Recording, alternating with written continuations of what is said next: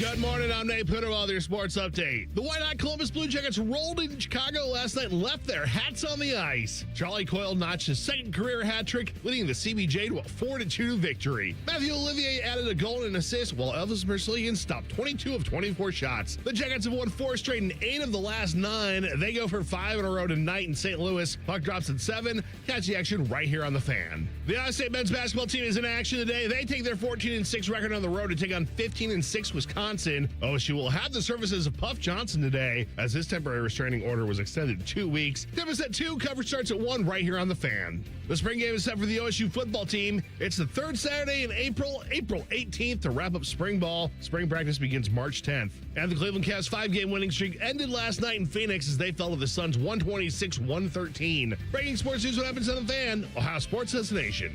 The Fan is live and local with Fan Sports Saturday. The Fan Sports Day of the Week. Oh, this is some clever branding. Here's your host. Place, name, here. So you're telling me I could have said the F word in the last bit of radio we did and we wouldn't have gotten in trouble for it?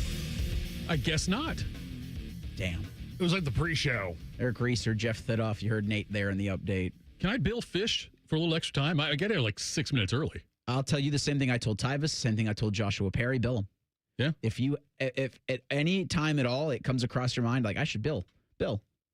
Yeah. Well, the worst thing I can tell you, you already got the no. Right. Yes, right. That's true. I don't even know really how to explain the last hour. We're not on the air, so apologies to everybody. Commercials were on the air. Commercials aired, so I got the old Jim Rome treatment at 8:56. Right. Where after we did 15 minutes of award-eligible audio. Yes. The commercials just cut in, which is good, I guess, so we don't have to do any make goods on those, but content-wise.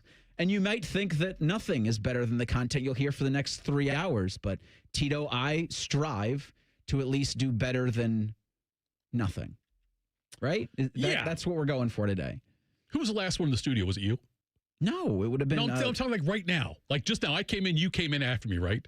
Yeah. Okay. The door's open. That's all I'm asking. Oh, yeah, it was probably me. The door does not close. The door does not close. But I never have an issue with it. No, unless Tyvis is here.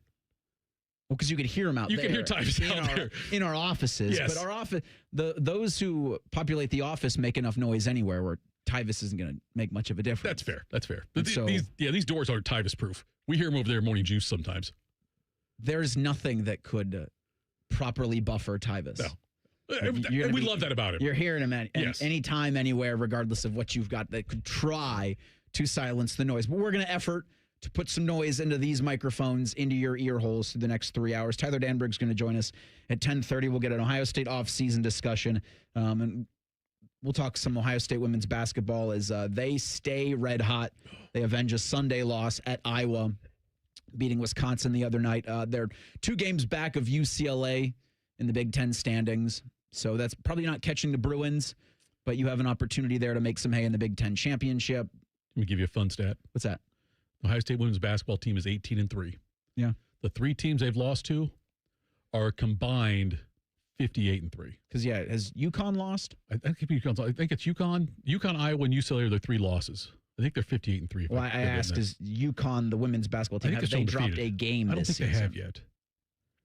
So they've got a game tomorrow against Nebraska.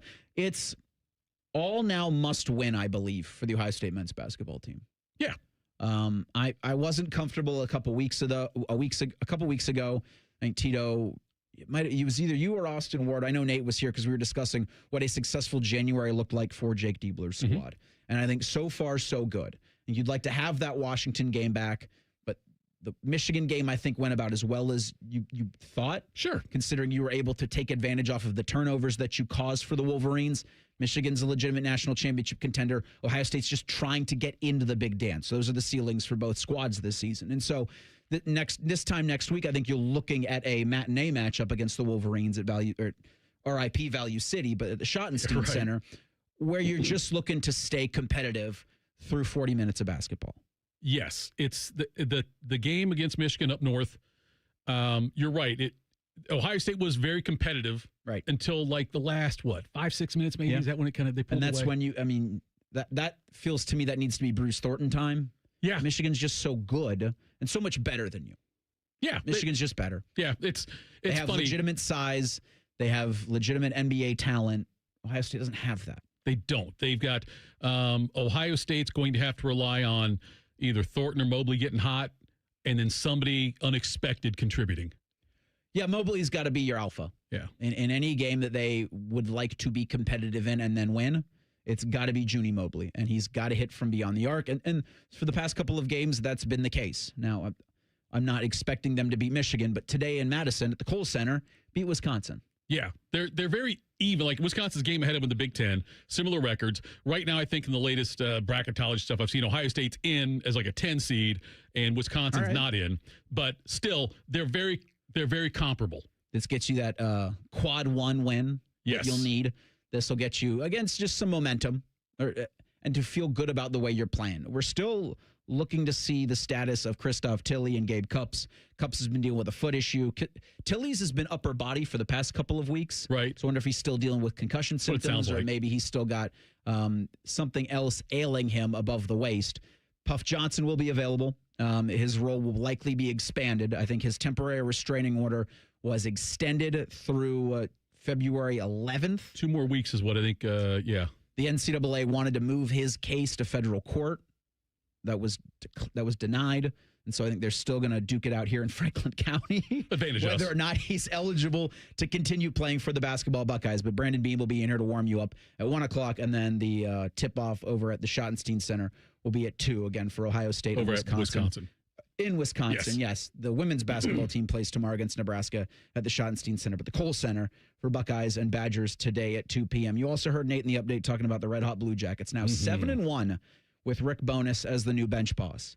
And it was interesting listening yesterday to Don Waddell talking with Rothman and Ice about 2.5 weeks ago when he made the move to dismiss Dean Evison. You know, Maddie had asked him what was the reasoning behind it, and Don said that he couldn't necessarily attribute it to one thing, but it was a series of things that led him to believe this wasn't the right direction the team was going in. And I give Don Waddell so much credit in making the move when he made it and not waiting to the Olympic break or not waiting till the end of the season, but doing it as soon as he thought in the back of it or even in the front of his mind, something has to change and it can't be the players right now because the deadline's not for a month. Was your knee-jerk reaction like, I can't believe they're doing this right now? Well, it's just not something the Blue Jackets have ever done before. I mean, you had Todd Richards, I think, went 0 for his first 9 in the season. He was dismissed, and so you had to do that then. Sure. But I did not think that a Blue Jackets organization would make such an ambitious move or such a bold move. Yeah. Not even halfway through the season, and they did. And so I was shocked, but the results have shown, because that's what this is, and that's what Don alluded to with Maddie and AR, this is a results-based business. Right. And so now they're playing winning hockey. 8 games, you're 7-1. Last night with a big 5-2 win over the Blackhawks in Chicago. Did you see what Werenski said earlier in the week or last week? I think it might be earlier in the week. Did not specifically see. He said that Bonus, he's talked with him more, communicated with him more. I did see that, yeah. Yeah. Then it sounded much a lot like the Matt Patricia comment when there were a couple of defensive players. I've talked more to Matt Patricia in the time he's been here and the whole 3 years Knowles was here. And Werenski kind of echoed the same thing. Like, I've talked more with Bonus, communicated more with him than I have with any other coach ever.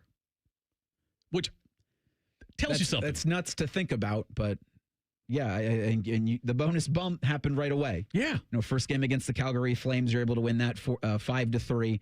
And right now, it looks the Jackets are in 4th place in the Metropolitan Division standings. Right. Before that game against the Calgary Flames would have been back on January 13th. You were in the basement. Yeah. And you've since hiked your way out, getting games against teams in the division.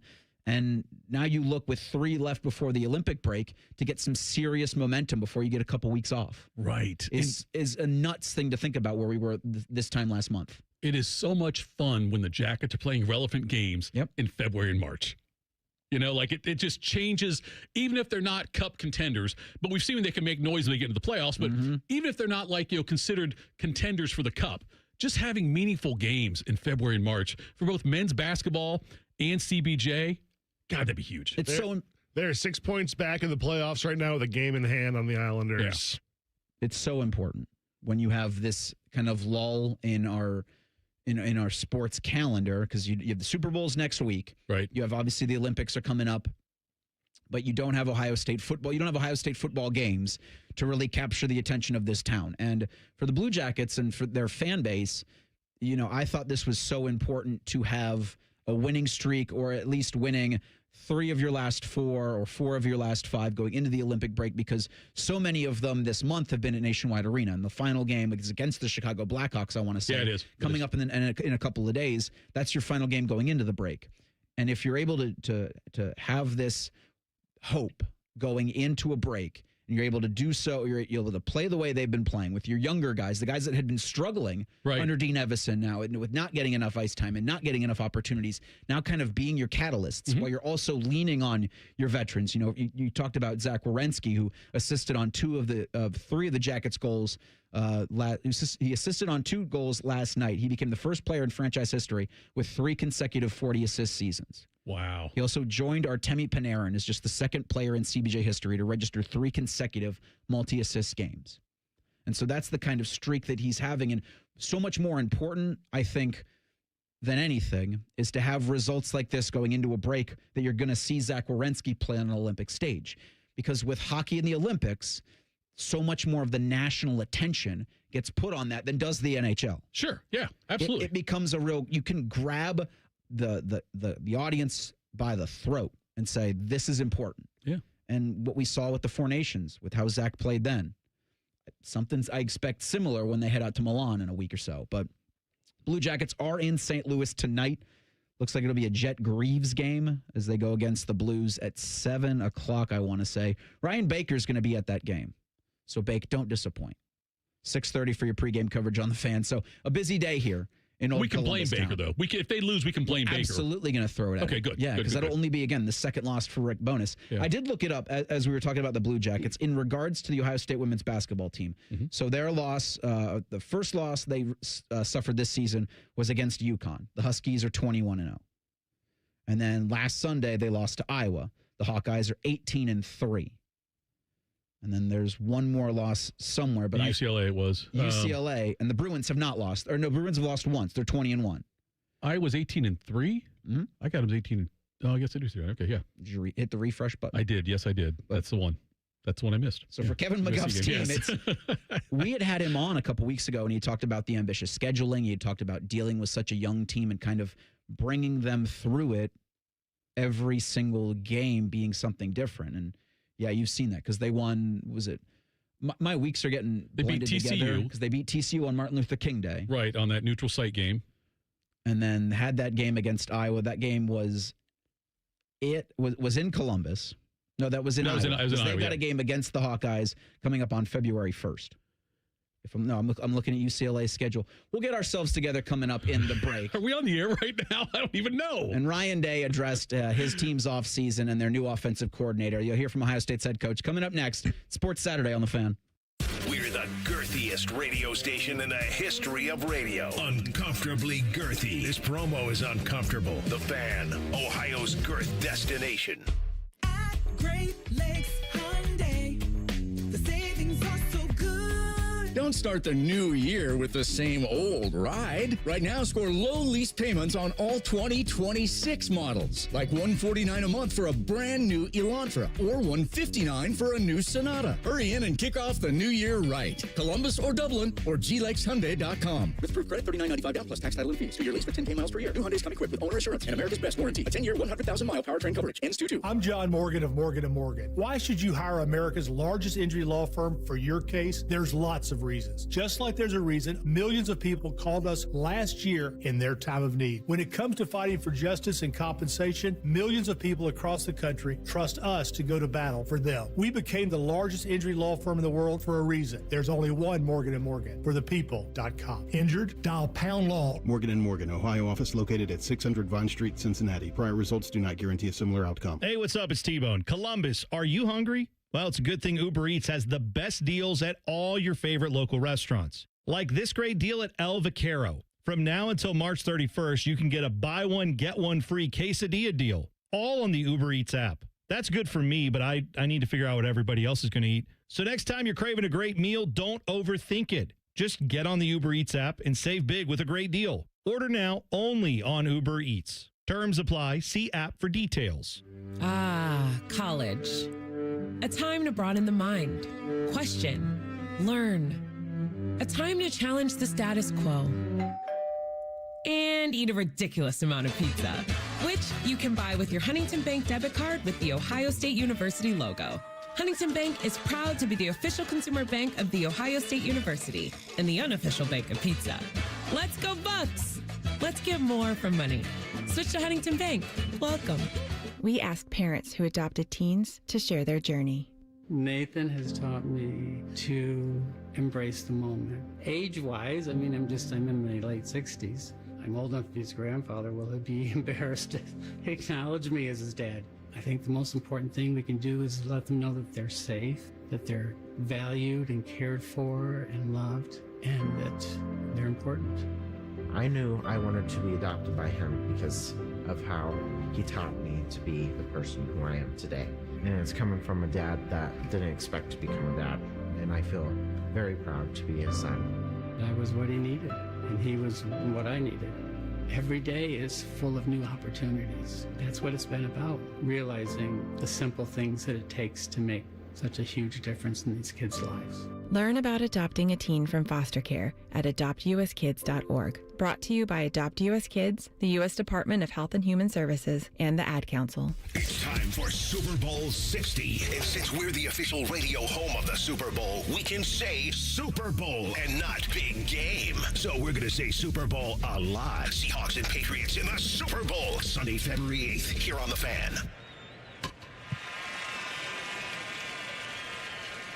Hi, guys. This is the Rocket Roger Clemens. You don't pitch in the majors for 24 years without feeling it later. Shoulders, elbows, knees. Trust me, pain doesn't retire when you do. That's baseball legend Roger Clemens. I tried the ice. I tried rest, PT. Nothing really worked. When I heard about QC Kinetics, the concept sounded promising. Non-surgical regenerative treatments that help your body heal itself without surgery. Sign me up. Just what I needed. Real lasting relief. Whether you're a former pro, a weekend golfer, or just want to walk around pain-free again, QC Kinetics uses cutting-edge technology and natural biologics to help restore and repair damaged tissue. I trusted them with my joints. Now I'm back doing what I love. Call QC Kinetics today and schedule your free consultation. Call QC Kinetics, 380-208-4544. That's 380-208-4544. 380-208-4544. Get Eco. Aaron, when we say same-day furnace installation, what does that mean exactly? It means if you call us in the dead of winter because your furnace has died, we will install a new furnace the same day. Get Eco. So by same day, you mean like the next day, but within 24 hours? No, Jerry, the same day you call. How can we do that? Do we really have furnace techs just sitting here waiting for emergency calls? Yes. And we have a whole warehouse full of different furnaces, so we'll have one ready to go no matter what you need? Yes. And we have extra trucks in the fleet, just parked and ready to be loaded at a moment's notice? Yes. How do we do that? Jerry, how could we not do that? If your heat goes out in the middle of winter, that's an emergency. So we'll be there the day you call. Get Eco. We should install a pole the guys can slide down, like firefighters. No, Jerry, and please don't suggest that in front of the team. Get Eco. GetEco.com. Fan weather. From the Logan AC and Heat Services Weather Center. We are still tracking some very cold temperatures here throughout the weekend as highs are only in the teens here for today. We'll see a mix of clouds and sunshine here on your Saturday, but highs again only around 15 here as we head into this afternoon. As we go into tomorrow, we are going to see some more sunshine here on your Sunday with highs around 20, and we will see a gradual warm up as we get into next week. Highs are back in the 20s to near 30 degrees here for Monday, Tuesday, and Wednesday. And that's a look at your 10 weather impact forecast. I'm meteorologist Aaron White here on 97.1 The Fan. All the Ohio State conversation you can handle. The Buckeye Show. Weeknights at 6. Your Ohio State flagship station. The Fan. Just because it's the weekend doesn't mean we shut up. This is Fan Sports Saturday. No, and we actually are going to talk longer on this program today than we've ever talked on a regular 3-hour Sports Saturday. Eric Reiser, Jeff Thidoff, Nate's with us as well. We had a earlier secret show from about 8:40 to 8:56, and I got the old Jim Rome affiliate treatment. Yes. Into commercials. And I don't know if anybody anywhere else but terrestrially heard that. And so I might have dropped an F-bomb. I might have said some mean things about you. Download the podcast and find out. I don't know if it'll be there. I know, but still, it's going to download it anyway. Download the podcast and go back and watch on YouTube to see if maybe that thing's available. But we had talked in that about National Signing Day, which the traditional National Signing Day is coming up this Wednesday. Yep. And I didn't remember. I'd forgotten completely that the first Wednesday in February was time to fax your letter of intent in. Right. Time to fire up those fax machines at 6 o'clock in the morning. You're refreshing your social media, or you're refreshing the sites that you read and trust when it comes to Ohio State football, because you got to figure out what they're doing with their recruiting class. But the hay's in the barn because of early National Signing Day. Right. And even with the transfer portal, these guys that you're signing, the 28 freshmen for the class of 2026, how many would you guess, Tito, are still at Ohio State in 3 years? Out of the 28? Yeah. I'm going to say 14. Okay. Yeah, I was about to say maybe half. Yeah. I mean, you look at USC, who won that recruiting championship. Congratulations. Hang the banner. That's all you're going to win with that, because 30 guys, you're never doing that anymore for Ohio State. And Ryan Day had said this as much yesterday, because I'd wondered why there's a Ryan Day show on the last Friday of January. That makes no sense. Right. But this was going to be that signing day special that he traditionally does. But now the traditional signing day doesn't mean as much in regards to Ohio State football because of the early national signing periods and now the transfer portal, to where every single year it feels like, Tito, you're going to build this roster a completely different way. Yeah, it's going to be a huge overhaul. And, huge overhaul. Now, granted, Ohio State's benefiting this year because you've got your main offensive weapons back. You know what I mean? You've got the main ones back. And you've got enough coming in, enough around that's going to offset. Granted, you're not going to replace, Carnell Tate individually, but I'm saying you've got the, to quote Moneyball, we'll replace them in the aggregate is what we're going to do there. Yeah. And so you got a major overhaul in defense, though. And that's why it's so important to keep Matt Patricia. Which, the further we get on the NFL's coaching carousel, the more confident I feel. Bob had said on Juice, so I'm not breaking any confidence here. He just said, I think that the Raiders wanted, if Tom Brady, very fond of Matt Patricia, and they have an opening there now because their DC went to Pittsburgh. So just something to keep an eye. I said nothing. He wasn't suggesting it. He just said, that once that one gets filled, he'll feel much better about it. So also. It's the Raiders and the Cardinals have head coach. Yeah. The only two left. The Browns made it somewhat more official with Todd Monken yesterday. He did the tour of the facilities. I think they're going to officially introduce Monken at a press conference this coming Tuesday. I know we saw the video of him and Shedeur Sanders that we'll get to later on in the program. But your team last year had 2 Pro Bowl quarterbacks on their roster. How about that? Congratulations, Shedeur Sanders and Joe Flacco. You get the opportunity to play dodgeball against the best in the NFC this coming Tuesday for the Pro Bowl games.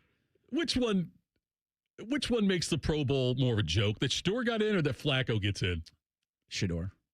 Flacco's 41. It's his first time. No, I guess I will say more so Flacco, because Flacco was a backup. Yeah. And Flacco was brought. No, because I keep going back and forth on it. Flacco started the season for the Cleveland Browns as their starter. Right. Shedeur got in because Dylan Gabriel got injured. Flacco got traded to Cincinnati because Joe Burrow was injured. Joe Burrow comes back. Flacco's back on the bench. Yeah. What if they did contract like bonus money in Flacco's contract? I would imagine that they both have escalators in their contract that say you make the Pro Bowl, you get here's your fun bonus. Here's like $50,000 or something. Yeah, but that's mess around. That's F around money. That's amazing. God, I used to love the Pro Bowl when I was a kid. Because when the Bills had their press conference for their head coach, Josh Allen showed up in a walking boot. Right. So that's kind of why all of these, actual Pro Bowl AFC quarterbacks are just dealing with injuries and dealing with the end of the season. And for Ohio State, you're also going to be dealing with injuries in the spring. And Ryan Day said that Bo Jackson and Isaiah West will both miss the entire spring. They underwent shoulder surgeries, both of them. Both of them probably just the wear and tear of the football season normally is tough when you got 12 games. Right. But then you've got the Big Ten championship, and then you've got the college football playoff, and that just adds to it. So one and done college football playoff. You're going to get opportunities for younger guys to shine in the spring. They've also got that 7th-year running back out of Florida. Right. Just provide some reps, some good reps for the rest of the offense under new offensive coordinator Arthur Smith. And so on the Ryan Day radio show yesterday, adding Arthur Smith was the topic that was addressed. So where were we going with the offense here? And, Brian did a great job last year, but coming out of the season, felt like, okay, with him leaving, do we want to elevate somebody within the room? And thought long and hard about that because I really have a lot of respect for the guys in that room, and I feel like, Keenan is right there. I mean, he has had opportunities to go other places. He's been loyal. Billy and Tyler both have opportunities to go other places, but they're loyal as well. And so it's a good group of guys, but I just felt like going into this season in particular, we needed somebody with some play calling experience that really could kind of take over that room and allow me to kind of step back. Sort of, a couple of years ago with Chip, it was that way. And then also, mentor the guys in a room so that, if there is another transition down the road, those guys would be, ready to really take that over. And so, as you imagine, looked at a lot of different guys. And for me, wanted to have somebody, again, that had been a play caller at a high level, had, been a head coach. Those are, not that it was a prerequisite, but those are the kind of things you're looking for. But then also find somebody that really wants to be here. And that's the thing you really work to find, and then whatever makes sense in terms of contracts and all those things. And I think, we've hit a home run here. When you look at all the different things, and I can't get into the details of the background and all that. I think I will at some other point, but I think it's easy to see when you talk to people who know football. I've asked a lot of people, and you do your background checks of, people that have worked with them, played for these guys. I think, I just got so many text messages that, hey man, like what a great hire and all those things. So we're very, very excited. And even a short period of time, you can already see, some of the connections that are being made here. It was something that we had talked about, Tito, over the last couple of weeks, where Ohio State's offensive coordinator, we wanted to be just a play caller. Right. A guy who would implement the offense that the Ryan Day offense, or the Ohio State offense, we'll call it, that also would have some of his flavoring. And so for Buckeye fans, if you didn't like the 2 tight end sets, or the 12 or 13 personnel, get ready for more. I don't know how many tight ends you could put on the field at once, but Arthur Smith might challenge that. Absolutely, he might, yeah. And by the way, I know he said that it's not a prerequisite to be a former NFL head coach. Let's just make that a prerequisite now. If you're going to be a quarterback, I think so. Yeah. You need to be a former NFL head coach, because it's worked out pretty well for Ohio State. I mean, I looked at Arthur Smith in Atlanta, and it wasn't great, but he was 7-10 all 3 years. Yeah. And then last year with the Pittsburgh Steelers, I wouldn't call their offense electric. No. But it got him into the playoffs. I got 2 texts immediately following the hiring announcement of, I hope you enjoy swing passes. Okay, listen. Yes, Arthur Smith did not coordinate like some elite offense in Pittsburgh. But at Pittsburgh, in the NFL setup, mediocrity is what they want in the NFL. It's set up that way. When he comes to Ohio State, he's going to have elite talent on his side. And I'm not trying to say he wasn't a good coordinator, or that he's going to luck into it, but the fact that he's going to have better talent on his side almost every single week. It's an advantage. Yeah, he's the talent disparity in the NFL isn't as wide as it's going to be with Ohio State. And we'll get into Ohio State's schedule this upcoming season because it's ambitious. And I've also got a bone to pick with Austin Ward about some scheduling predictions that he made down the road. It's not Austin's fault, but I just hate the fact that he said that. But that's a tease for later on in the program. With what Arthur Smith did in Pittsburgh last season, it was mostly because of what he had available to him. Right. And an aging quarterback and a bunch of tight ends that were more reliable than the other guys they had catching passes outside of DK Metcalf. Yeah. And when they needed DK Metcalf, he wasn't available because he was yelling at a fan. And look at the quarterbacks that he's had to deal with. Rodgers was good last year. I'll say he was good. But, before that you had Justin Fields didn't really get a shake. They brought Russell Wilson in. That was awful. But you had, after that, it was Rudolph and Pickett and those guys. I mean, Julian Saint's not Rudolph. He's not Pickett. I would quote Rick Pitino and say, you know what? I'm glad Mason Rudolph's not walking through that door. I'm glad Russell Wilson's not walking through that door. Yeah. And with Julian and with Bo Jackson and with Jeremiah Smith and Ryan Day talked last night. Brandon Innes is going to have to take a step. You've also got Chris Henry Jr. coming in. He's going to be a player from day. As soon as he puts feet on campus, he's going to be the guy that's going to do reps with the ones or whatever amalgamation of the ones they've got that are going to be healthy at the time they're going to be doing it with. But for Julian, and I think this is so important now going into this spring and the fall, there is no quarterback competition. Right. Ryan Day said it last night. Tavian's your 2, Julian's your 1. So with Julian, you get all of the reps with the ones. You get all of the ability to develop chemistry with those ones, chemistry with Arthur Smith as your primary play caller, and then you get to work on things that we saw glimpses of last season. I'm not going to say Julian was a statue, but in instances where you had Green in front of you and you wanted Julian to take it, much like we had with CJ, it wasn't taken because he's just so young and hadn't played that much college football. Right. Everything Julian did last season was his first. Your first game on the road, your first Michigan game, your first college football playoff game. Right. So now that those are no longer firsts, you could start to take actual steps in the direction of establishing yourself as a true bona fide quarterback. You don't have to deal with any of it. I wonder how he's going to do on the road. I wonder how he's going to do in the big house. Now we've seen all of these things. Now it's you make those little things better, and that will truly elevate an Ohio State offense that's going to be a Buckeye offense you've seen last season, just with a little bit of Arthur Smith involved to it. And I think that's going to be an overall good thing. But you'd mentioned the Las Vegas Raiders and with Clint Kubiak and how that might affect what Ohio State does with Matt Patricia and the defense. We'll get to that next. It's Sports Saturday on The Fan. The biggest football party of the year is at Hollywood Casino Columbus on Sunday, February 8th at the Sportsbook. I'm Scotty Vegas, and the party gets started at 5 with a special prop show with tons of betting advice and prizes. Enter win a helmet signed by a 7-time champion. It's a party everyone's talking about. Space is limited. The Sportsbook has massive screens, so reserve your spot at HollywoodColumbus.com. Must be 21 or older. Gambling problem? Call 1-800-589-9966. Never have I ever called my sister from the finish line of my first marathon. Hello? You won't believe where I am. Are you running? Mile 26. I'm going to make it. Switch to T-Mobile's 55 Plus plan and get iPhone 16e with its advanced camera system on us. Plus, 2 lines for just $30 a line. Guys, I can't believe it. I knew you could do it, babe. That was amazing. Mom, how do you feel? I feel great. I can't feel my feet.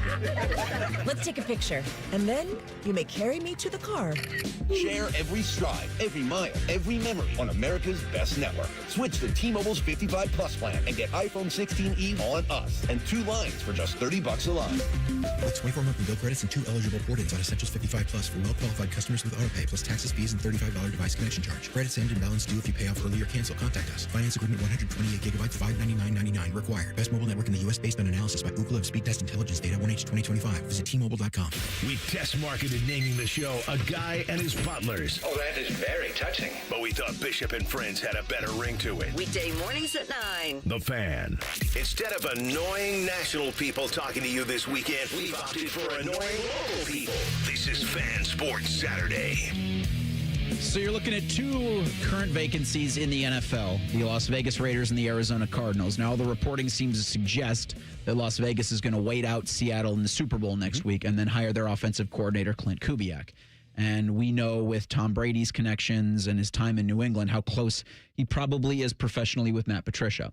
And so you look to Ohio State's defensive coordinator, who there's really been no news about, and Ryan Day really didn't offer much of an update on it last night. There just won't be any until there is. The news of he's either going to go to the NFL, which we kind of all expect at some point, yeah, or he will be returning to Columbus and coordinate another Ohio State defense. And from talking with everybody that we do on Bishop and Friends weekdays 9 to noon, the sense is that if it's not, the sense is that it's more likely he'll remain in Columbus than not. But I think the Las Vegas situation is interesting, and they'll wait out Clint Kubiak, and he'll probably be the next head coach of the Raiders. Now, they're going to need a defensive coordinator for that.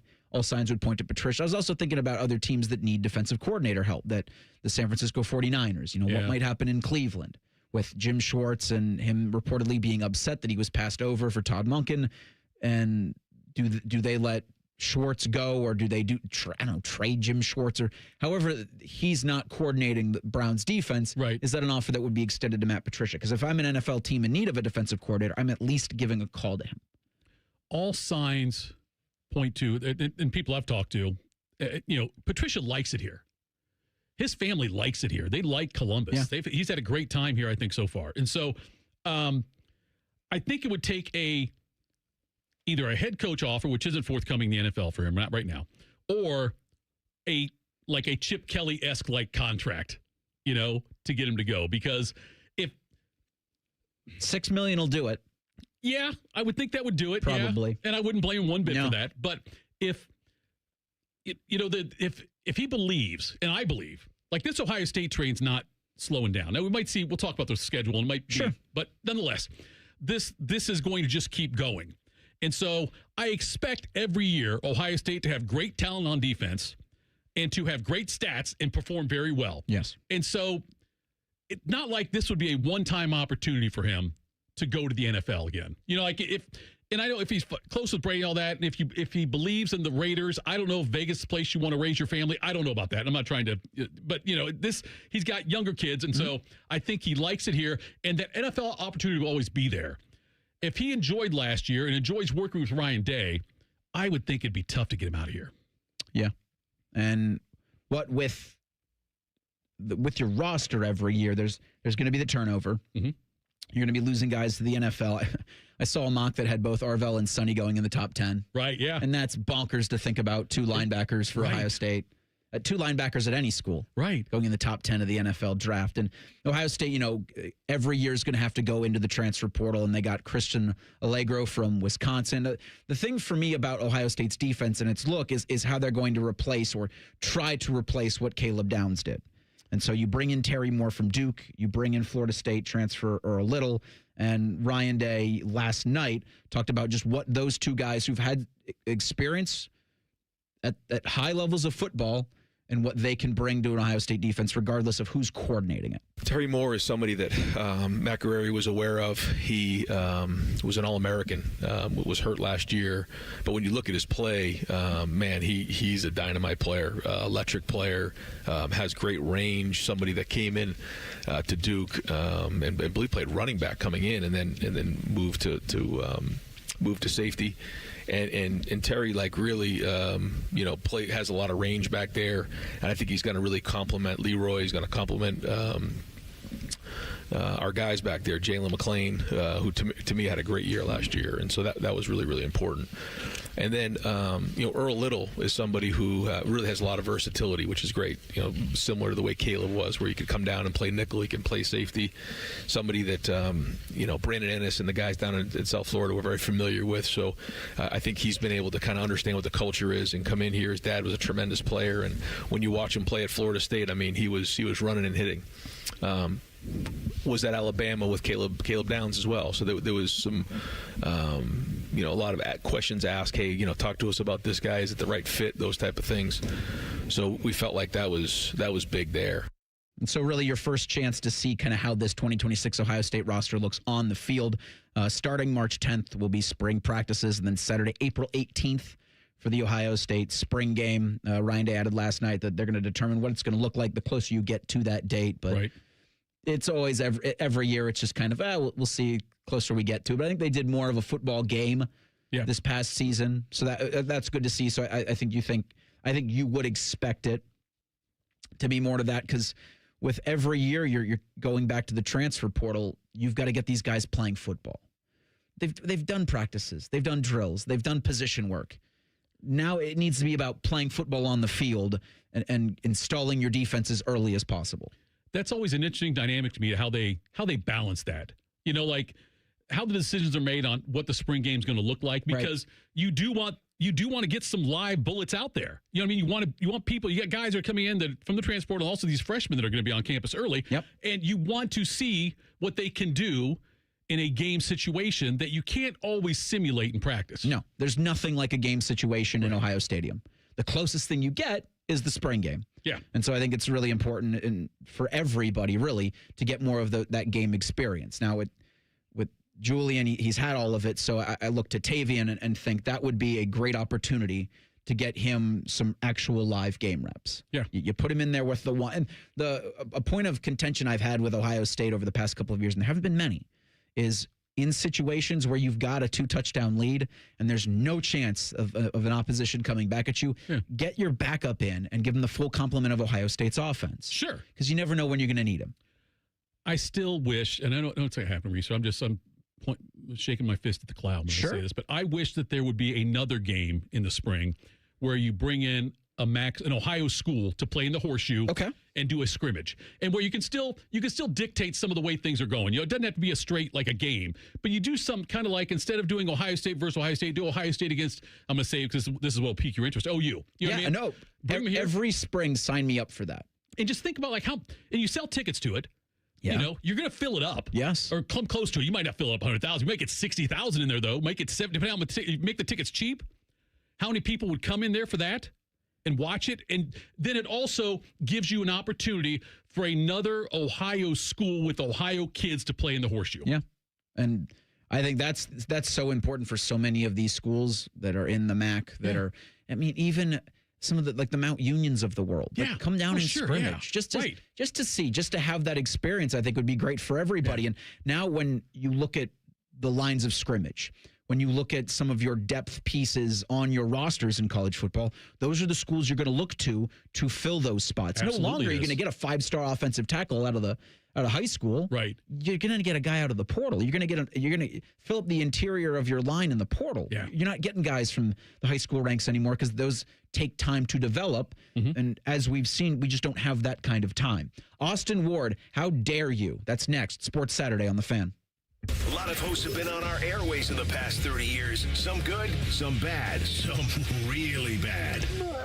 Anyway, sorry for that. The Fan. You still thinking job change in the new year? Yeah, I need something that's in high demand and more stable in this economy. IT? Yeah, cybersecurity, maybe even AI. That's what I did. Really? How? Went to My Computer Career. You don't need any prior experience, and you could start your new career in a matter of months. A lot of IT pros go to school there, too, to level up. Sweet. Are classes online or on campus? Both. Well, I'll check it out. Thanks. Make this your year. Take the free career evaluation now at mycomputercareer.edu, an Elite CompTIA certification partner. Financial aid is available to those who qualify, including VA benefits. At Babs R Us, we believe home improvement is life improvement. As the Midwest's fastest growing 5-star bathroom remodeler, we're more than just transformations. We're a community driven by a mission to bring your dreams to life. Our installation team, part of the Babs R Us community, isn't just skilled. They're dedicated to respecting your home. Each day, they bring craftsmanship and hustle, turning your dream space, no matter the size, into reality. Together, we embrace a culture that values diversity, collaboration, and giving back. From supporting local projects to fostering a workplace where every voice is valued. Babs R Us is more than a company. It's a community of experts. We're also expanding locations to create more possibilities for homeowners across the Midwest. Wherever you are, you'll find us ready to turn your dreams into something you can see, feel, and enjoy every day. Right now, get $1,500 off a shower or tub replacement, or $3,000 off a full bathroom remodel. Plus, low to no monthly payments. Call 380-225-BAB to schedule your free estimate, or go to babsrus.com. Babs R Us, where dreams soak in. You know what hope is?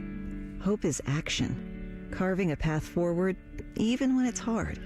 And kids who still know how to dream. They're the best pathfinders of all. So at Child Fund, hope means helping millions of children living in poverty worldwide to grow up healthy, educated, skilled, and so all those good things can come true for them, safe. And that means safe at home, safe at school, and safe online. Hope means walking this path together, all of us.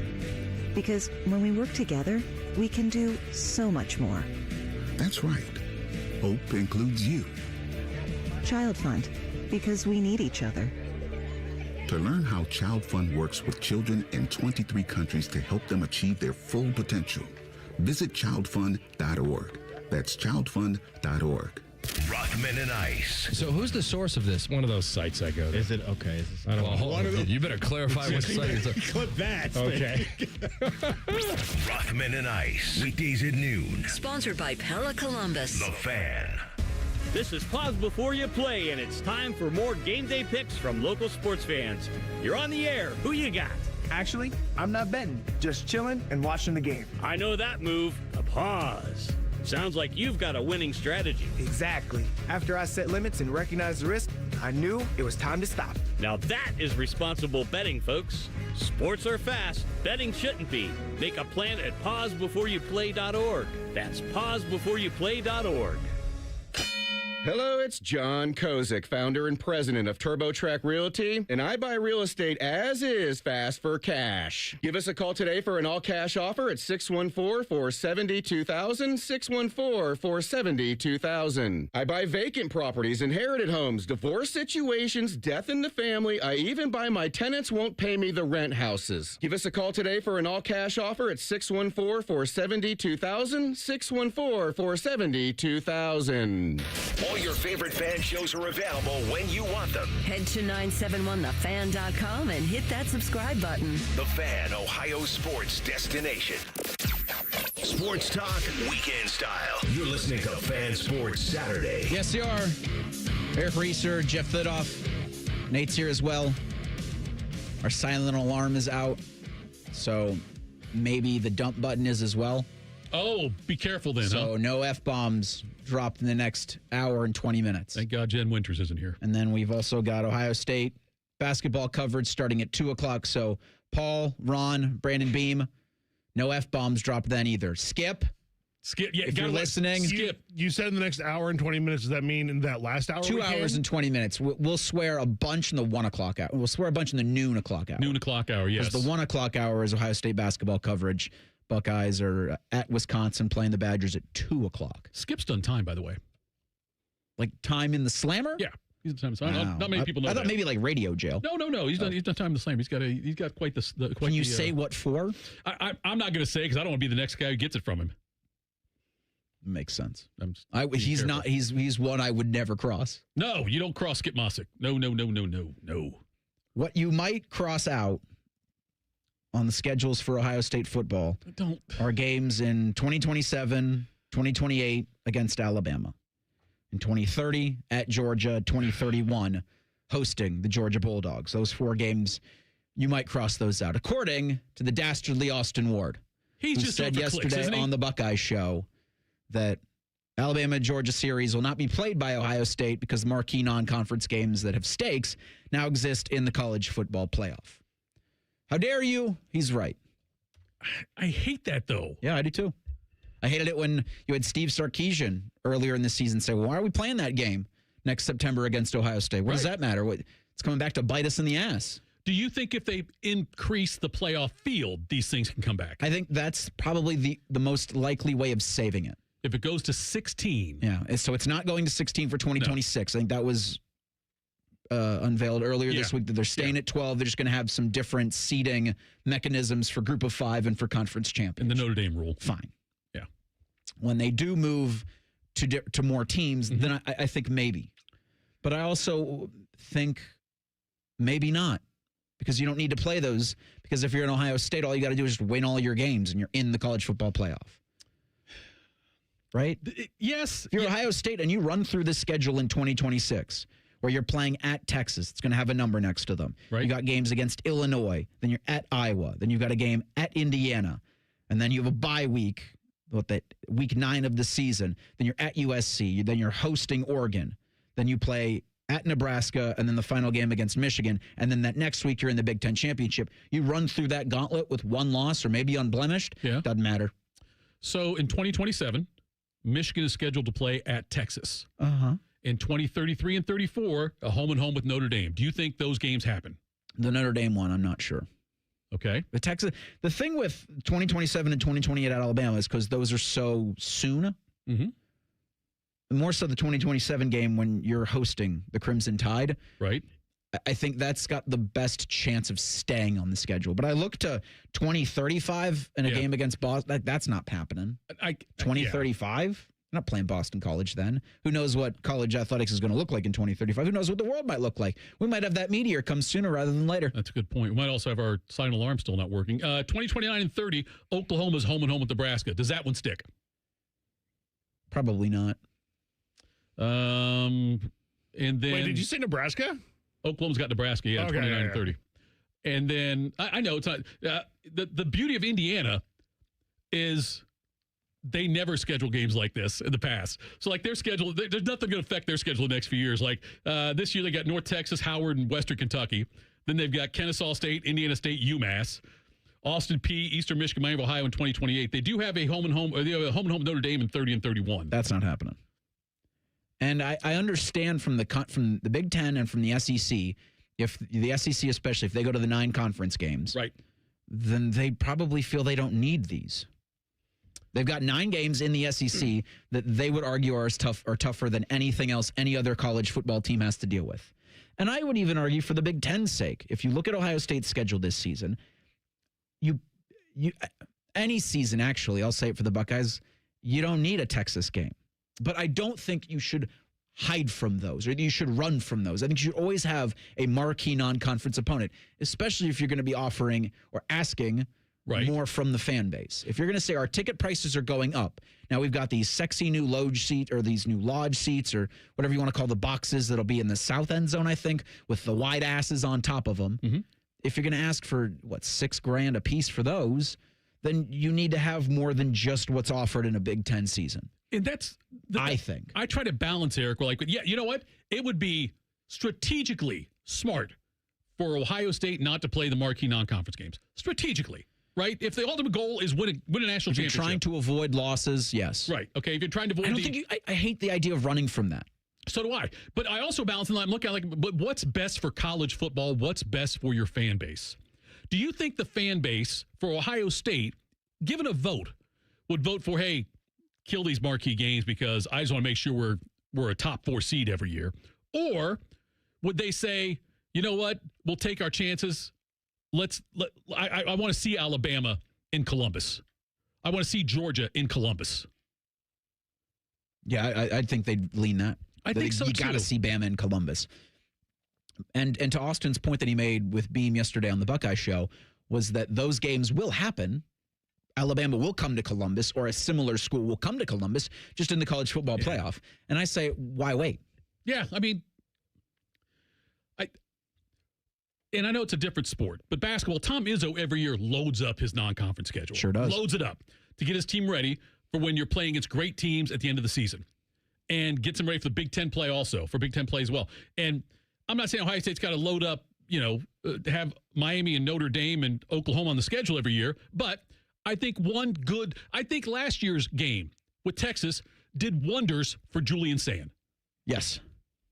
Wasn't a great statistic game for him, but didn't have to be. Getting a win against Texas did wonders for him for the rest of the season. I'd argue for Bo Jackson as well.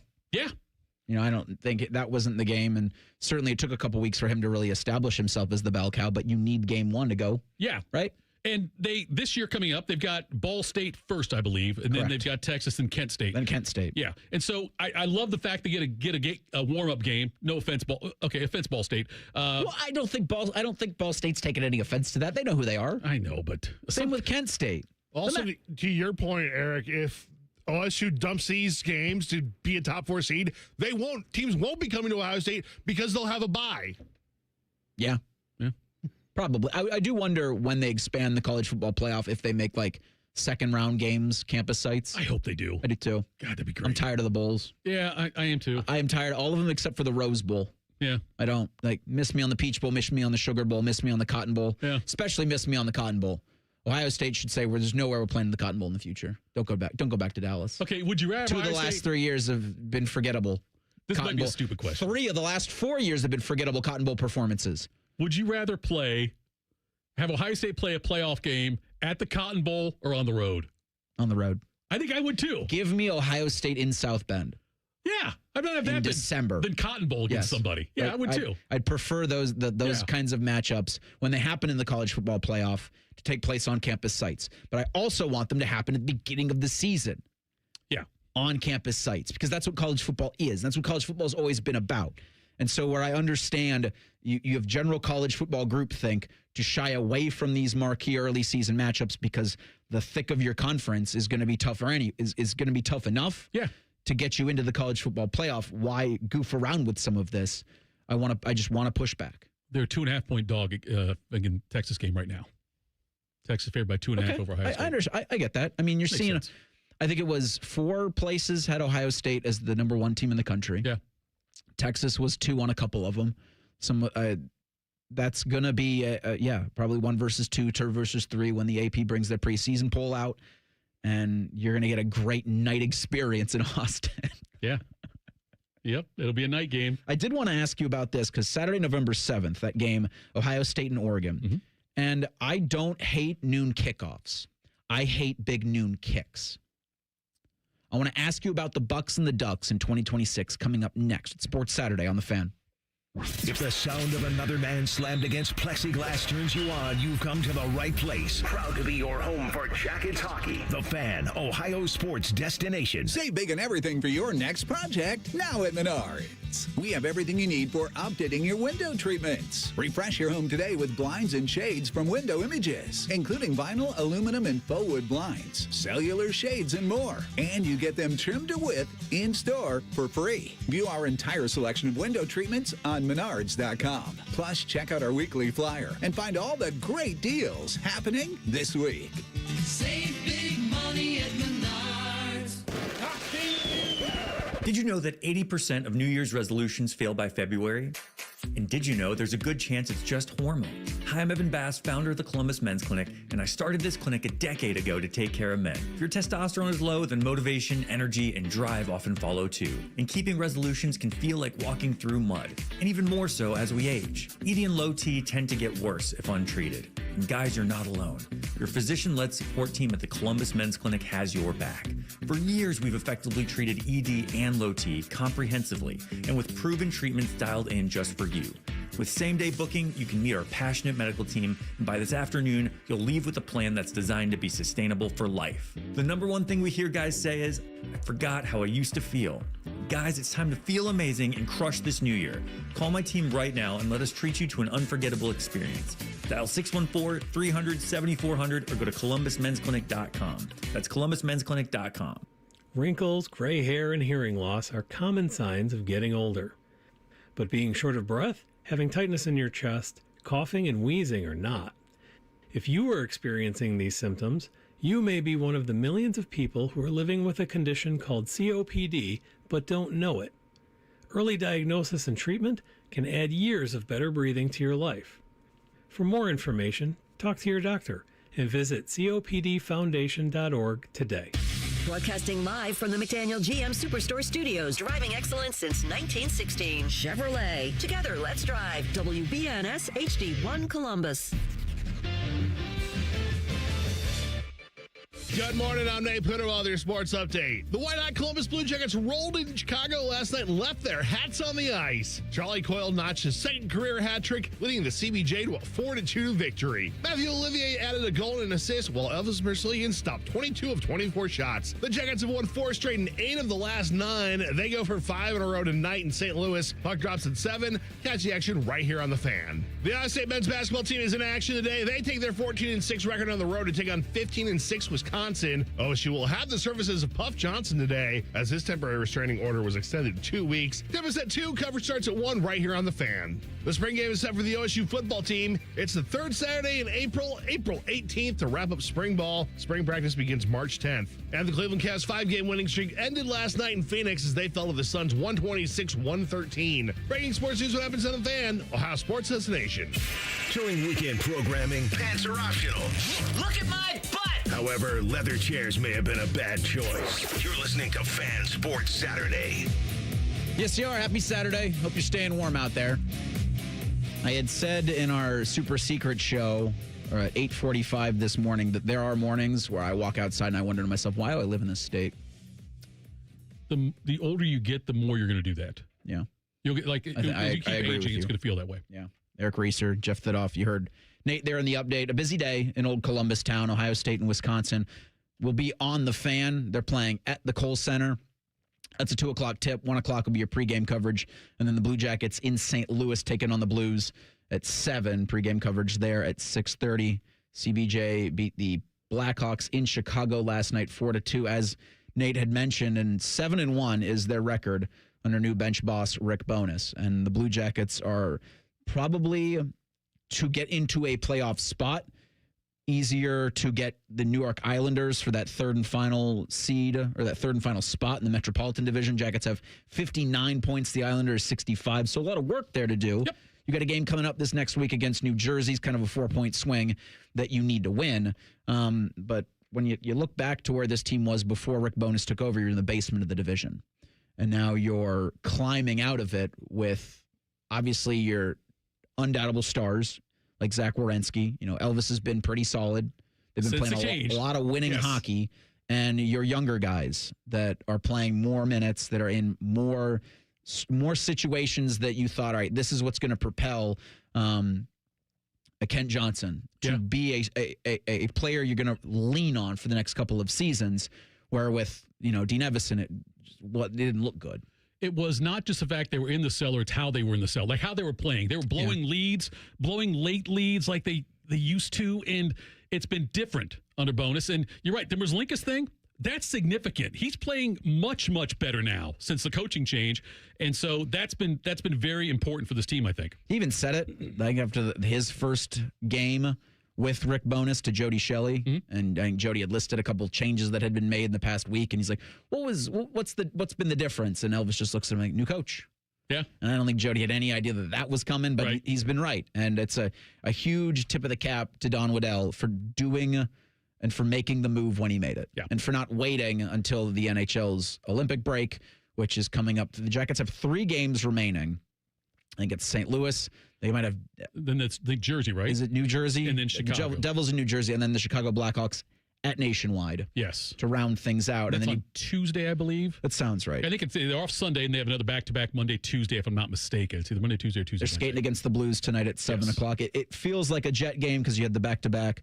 Yeah. You had Elvis already 2 games in a row, and so they will keep you abreast on that when it happens. The basketball Buckeyes will have Puff Johnson, as you heard Nate in the update, because his temporary restraining order against the NCAA was extended till February 11th. The NCAA tried to get the case moved to federal court, and I think that was overturned. So it's going to stay in Franklin County, his case against the NCAA and their denial of his extra year of eligibility. I was over at Collins Coffee there in UA. By the way, that's a great thing. Go in there and talk if you want. I'm not paid to say this, but go in there. You can talk sports with Colin all day long. It's a lot of fun. A very knowledgeable guy. Anyway, Colin says to me today that he can't think of the last player Ohio State had that was more must-see, exciting to watch than Junie Mobley right now. Like, can you think of a player that's like, when that guy's got the ball, I'm looking up. I'm not going to, there's no one else on the team on this team. I was trying to think of the last time Ohio State had a player, and he's on a roll right now. He's averaging 25 points a game over the last 4 games. He's made 20 of 43 threes in the last 4 games. And he is just shooting with such confidence. And is there a player you can think of recently as exciting or more exciting to watch than Mobley right now? No. And we were trying to think of some. I could, yeah,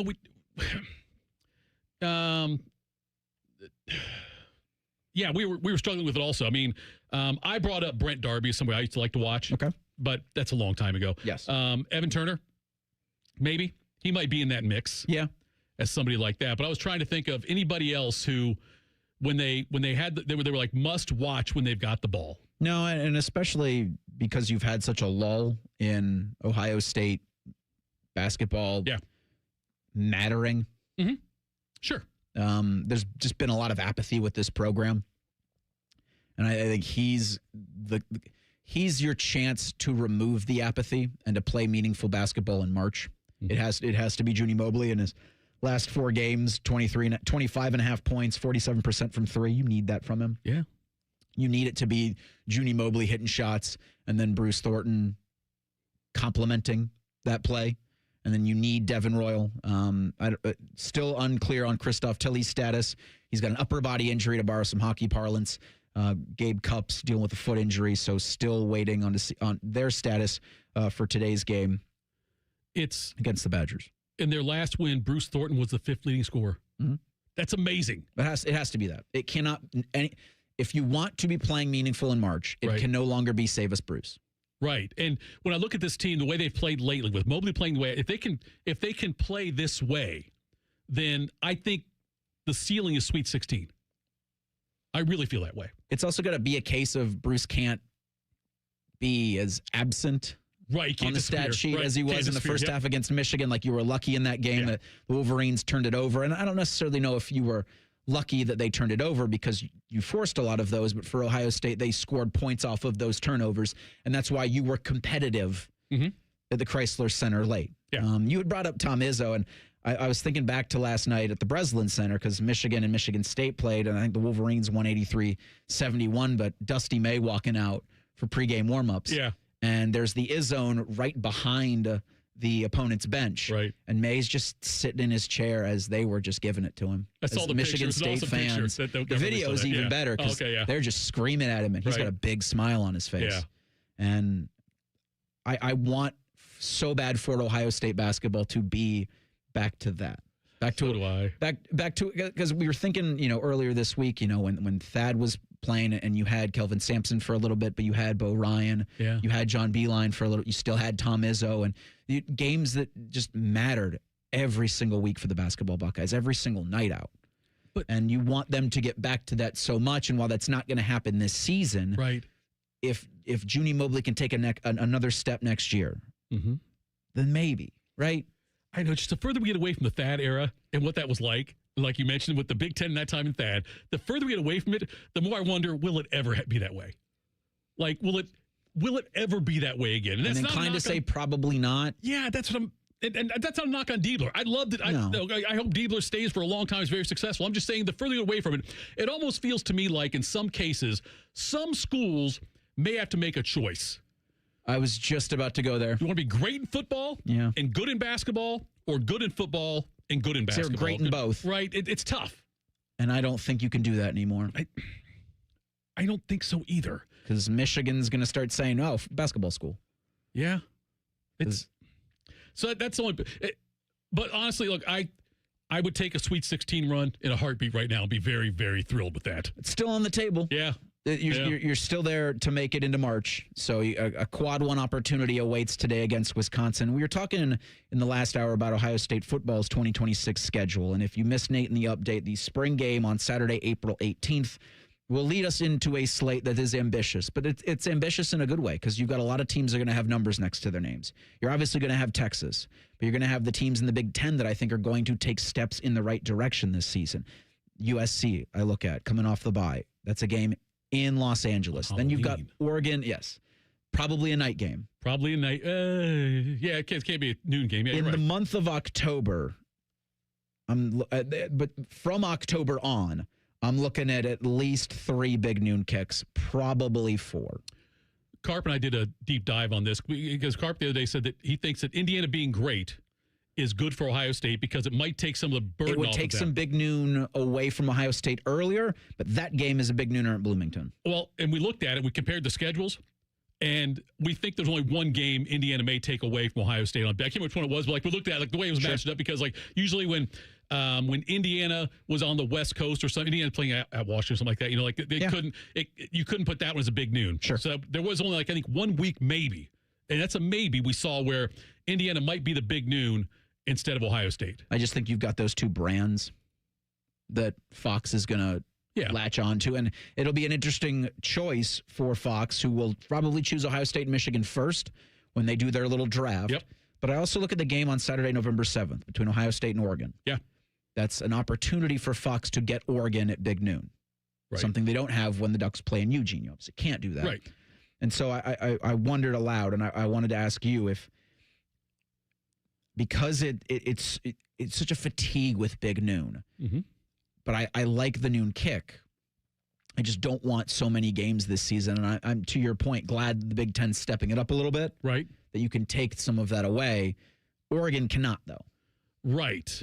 So when you say you like the noon kick, but not the big noon, are you talking about specifically the Oregon game or just overall? In general. Okay. Big nooners. Okay. So I want I want the Oregon game to be a noon kick, but I don't. I want it a night game. Yeah, it's not going to be. I know that. Yeah, I'd like to be a night game. Yes, you're right. But I'm okay with the big noon part of it, though. I pay so little attention to that. Like when I'm pre-gaming stuff, I'm flipping around. I'm listening to the fan, honestly, but I'm also like flipping around the channels, though. Sure. Like I go back and forth, maybe game day, big noon, whatever, all of that. And really, when the game's on, I don't pay attention to the announcers. Yeah. I can't tell you. Like, I know people there's polarizing guys. There's some people hate Gus Johnson. Some people love him. Some people are sick of him. It really doesn't affect my viewing experience. He's got a shtick. And the shtick is wearing a little thin with me because we've been so inundated with noon kicks over the last couple of years. Like we had that stretch in 2024 of 6 straight.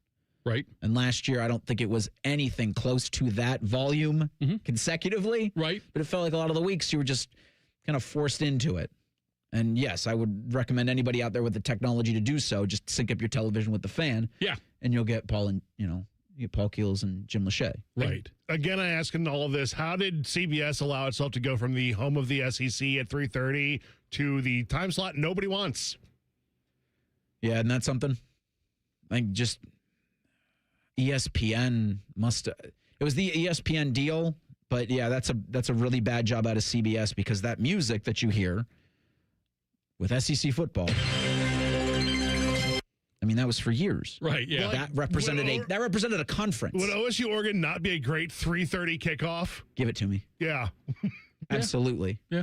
But unfortunately, Nate. So does Fox get the first 3 picks they do, don't they? Isn't that usually the way it works? I think so. So they would take Ohio State, Michigan, Ohio State, Indiana, Ohio State, Oregon. That'd be their 3. Because I'm looking at other schedules, and again, maybe there's something for Indiana, but probably not. Yeah. Because maybe there's an October 24th opportunity. Indiana's at Michigan. Ohio State's off that day. Yeah. Maybe. You think they would take that? I guess they might. But would they take that? I don't have the other schedules in front of me, so I can't look I know Ohio State, across Michigan, the Big Ten. But just like Ohio State, Oregon, Ohio State, Michigan, Ohio State, Indiana, it seems like I can't see better Big Ten games than that. I know, and I don't think there will be. I know, just looking at Indiana, At least for more eyeballs. they avoid Penn State. Michigan does play Penn State on October 17th. Which is Ohio State, Indiana Day. Right, and so I just don't see it. Yeah. And do you think Indiana's brand, it's on fire right now. No doubt about it. But it's nowhere near Ohio State's brand. No. I know that no. They've got the biggest alumni base in the nation, and I also think that number is comprised of their satellite campuses. Could be, yeah, makes sense. Right, you got Indiana universities in more locations than Ohio State does. I know Ohio State's got Ohio State Newark, right? Lancaster, sure, yeah, but I don't. Great, that's a big number of alumni from your other satellite campuses. That's why I think that Fox they have Mark Cuban's the only alum I care about for Indiana, and Anthony Rothman. There we go. Okay, well, it's a Rothman. Rothman, as great as his beard is. Yeah. I don't know if you've seen him recently. Seen the beard. He's got a beard? He's got a really good beard. Does he really? Yeah. It's nice and salted. I'm going to have to check him out. He can rock some good facial hair. And he's not meaning to do it, but yeah. Give it a look when you're on the YouTube next time. I'm Patch Adams over here. You can see all of our things. Yeah. Everything we do. Except for the 20 minutes that Tito and I did where we swore the entire time. Yes. Earlier this morning. But yeah, that's the only alum that matters because he's the guy that's cutting those $10 million checks and probably more. Yeah. That's why you've seen, and there's a bunch of different reasons, but yeah, Mark Cuban. There's the Life Wallet guy from Miami, Raising Cane's guy. I didn't think Raising Cane's, I knew Raising Cane's was popular. I didn't know they were this popular. We'll discuss that next. Sports Saturday on the Fan. We know everything about you. We know you love the Buckeyes. We know you love the Jackets. We know you're wearing a red shirt. I just freaked the hell out of someone. The Fan. Get Eco. Aaron, when we say same-day furnace installation, what does that mean exactly? It means if you call us in the dead of winter because your furnace has died, we will install a new furnace the same day. Get Eco. So by same day, you mean like the next day, but within 24 hours? No, Jerry, the same day you call. How can we do that? Do we really have furnace techs just sitting here waiting for emergency calls? Yes. And we have a whole warehouse full of different furnaces, so we'll have one ready to go no matter what you need? Yes. And we have extra trucks in the fleet, just parked and ready to be loaded at a moment's notice? Yes. How do we do that? Jerry, how could we not do that? If your heat goes out in the middle of winter, that's an emergency. So we'll be there the day you call. Get Eco. We should install a pole the guys can slide down, like firefighters. No, Jerry, and please don't suggest that in front of the team. Get Eco. GetEco.com. Looking to sell your home? Don't pay 6% commission. Call my guys at Sell for 1% Realtors. They're full service, not a do-it-yourself kind of thing. On average, customers save over $10,000. Give them a call, 614-451-6616. That's 451-6616. It's a new year. Ready for a fresh start or career reboot? At My Computer Career, prep for a more recession-resistant future in the high-demand fields of IT, cybersecurity, in months, not years, including AI. Whether you're starting out or switching careers, no prior training is needed. Attend school online from home or on campus. Go to mycomputercareer.edu to take the free career evaluation today. mycomputercareer.edu, an elite CompTIA certification partner. Financial aid is available to those who qualify, including VA benefits. Great Lakes Hyundai.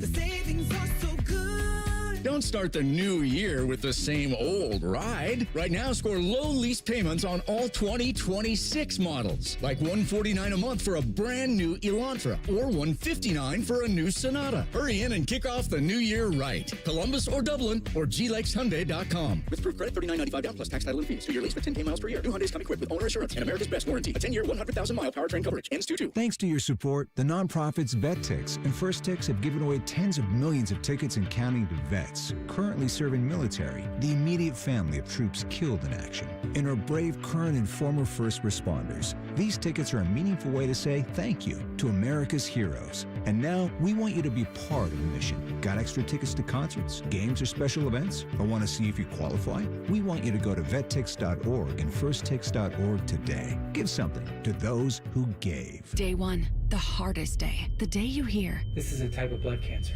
At the Leukemia and Lymphoma Society, we are here to help you move past day one. To learn more and get help on any day, visit LLS.org or call 1-800-955-4572. Join our resident gambling degenerates, Steve Biddle and Scotty Vegas for On the Money, Sunday mornings at 9. Presented by the Sportsbook at Hollywood Casino Columbus.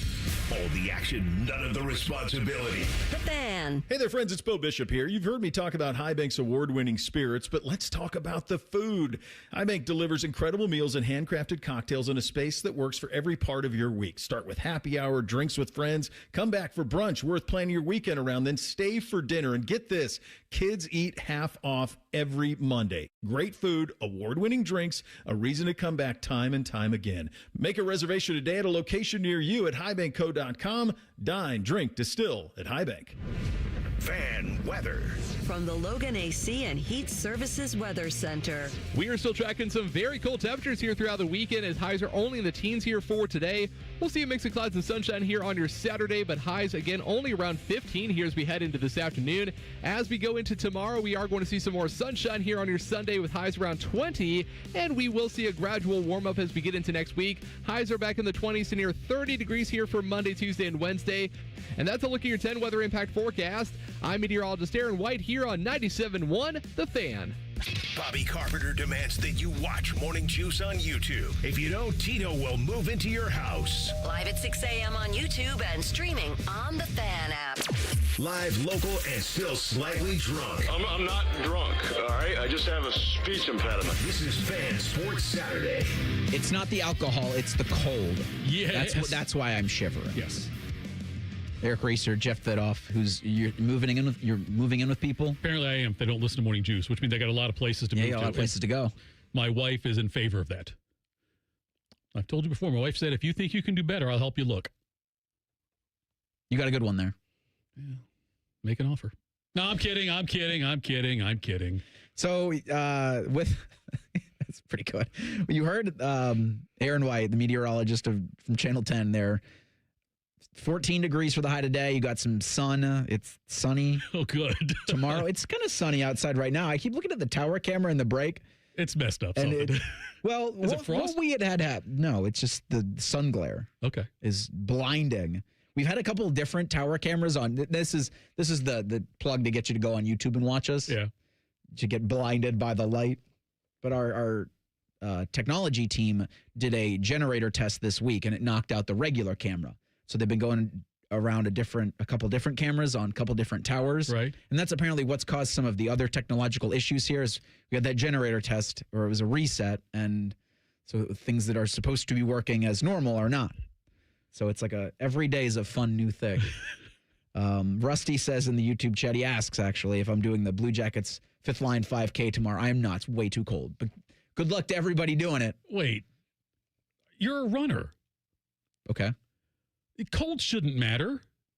This cold, Tito? You this won't cold run matters. in this. If I were a runner, I'm not I'd run running in this. If I were a runner, I'd do it. But that's fine. Each his You're own, I a guess. stronger man than I am. Well, You're not because you're not a runner. No, I'm not doing it. I mean, it's the most physical activity you've done in 48 hours. The most physical I've done in 48 hours? I would hope not. This way you're standing up? Yeah. No, I moved some furniture. Okay, good. Ooh. Yeah. Like inside or outside? It's just around. Because this is the last day in January. So if you're scheduling a move this week or if you're being evicted this week, should pick a hell of a time to do it. But yeah, best of luck to everybody out there doing the 5th line 5K tomorrow. Bundle up. Even more so than you'd think. I tried, when I was shoveling earlier this week trying to dig my car out, I tried the hack that I saw where you put like those rubber gloves on your hands and then your regular winter gloves. It doesn't work. It doesn't work? No. You just need to have many, many, many, many, many layers of winter gloves or some really, really tough construction.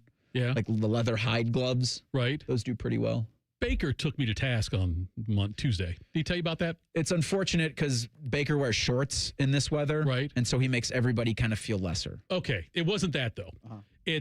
So we had the huge snow. It had to be Wednesday, I guess. Okay. Tuesday or Wednesday. Anyway. And I've got a Camry out there. And I couldn't drive it the first day after till Tuesday, first time we drive it. Was yours the one that was going to get towed? No, that wasn't mine. That wasn't mine. No. But anyway. We've had a hell of a week here. We have all this. Yeah. It's so I got brushed all the snow off my windshield, my lights like I'm supposed to. Did not touch the stuff on top of the car. So I had a big rookie move. Why did you not touch the stuff on top of your car? Not a rookie move because it didn't affect my driving. And it made it easier to see in parking lots. Because no one else is a big of a jerk as I am.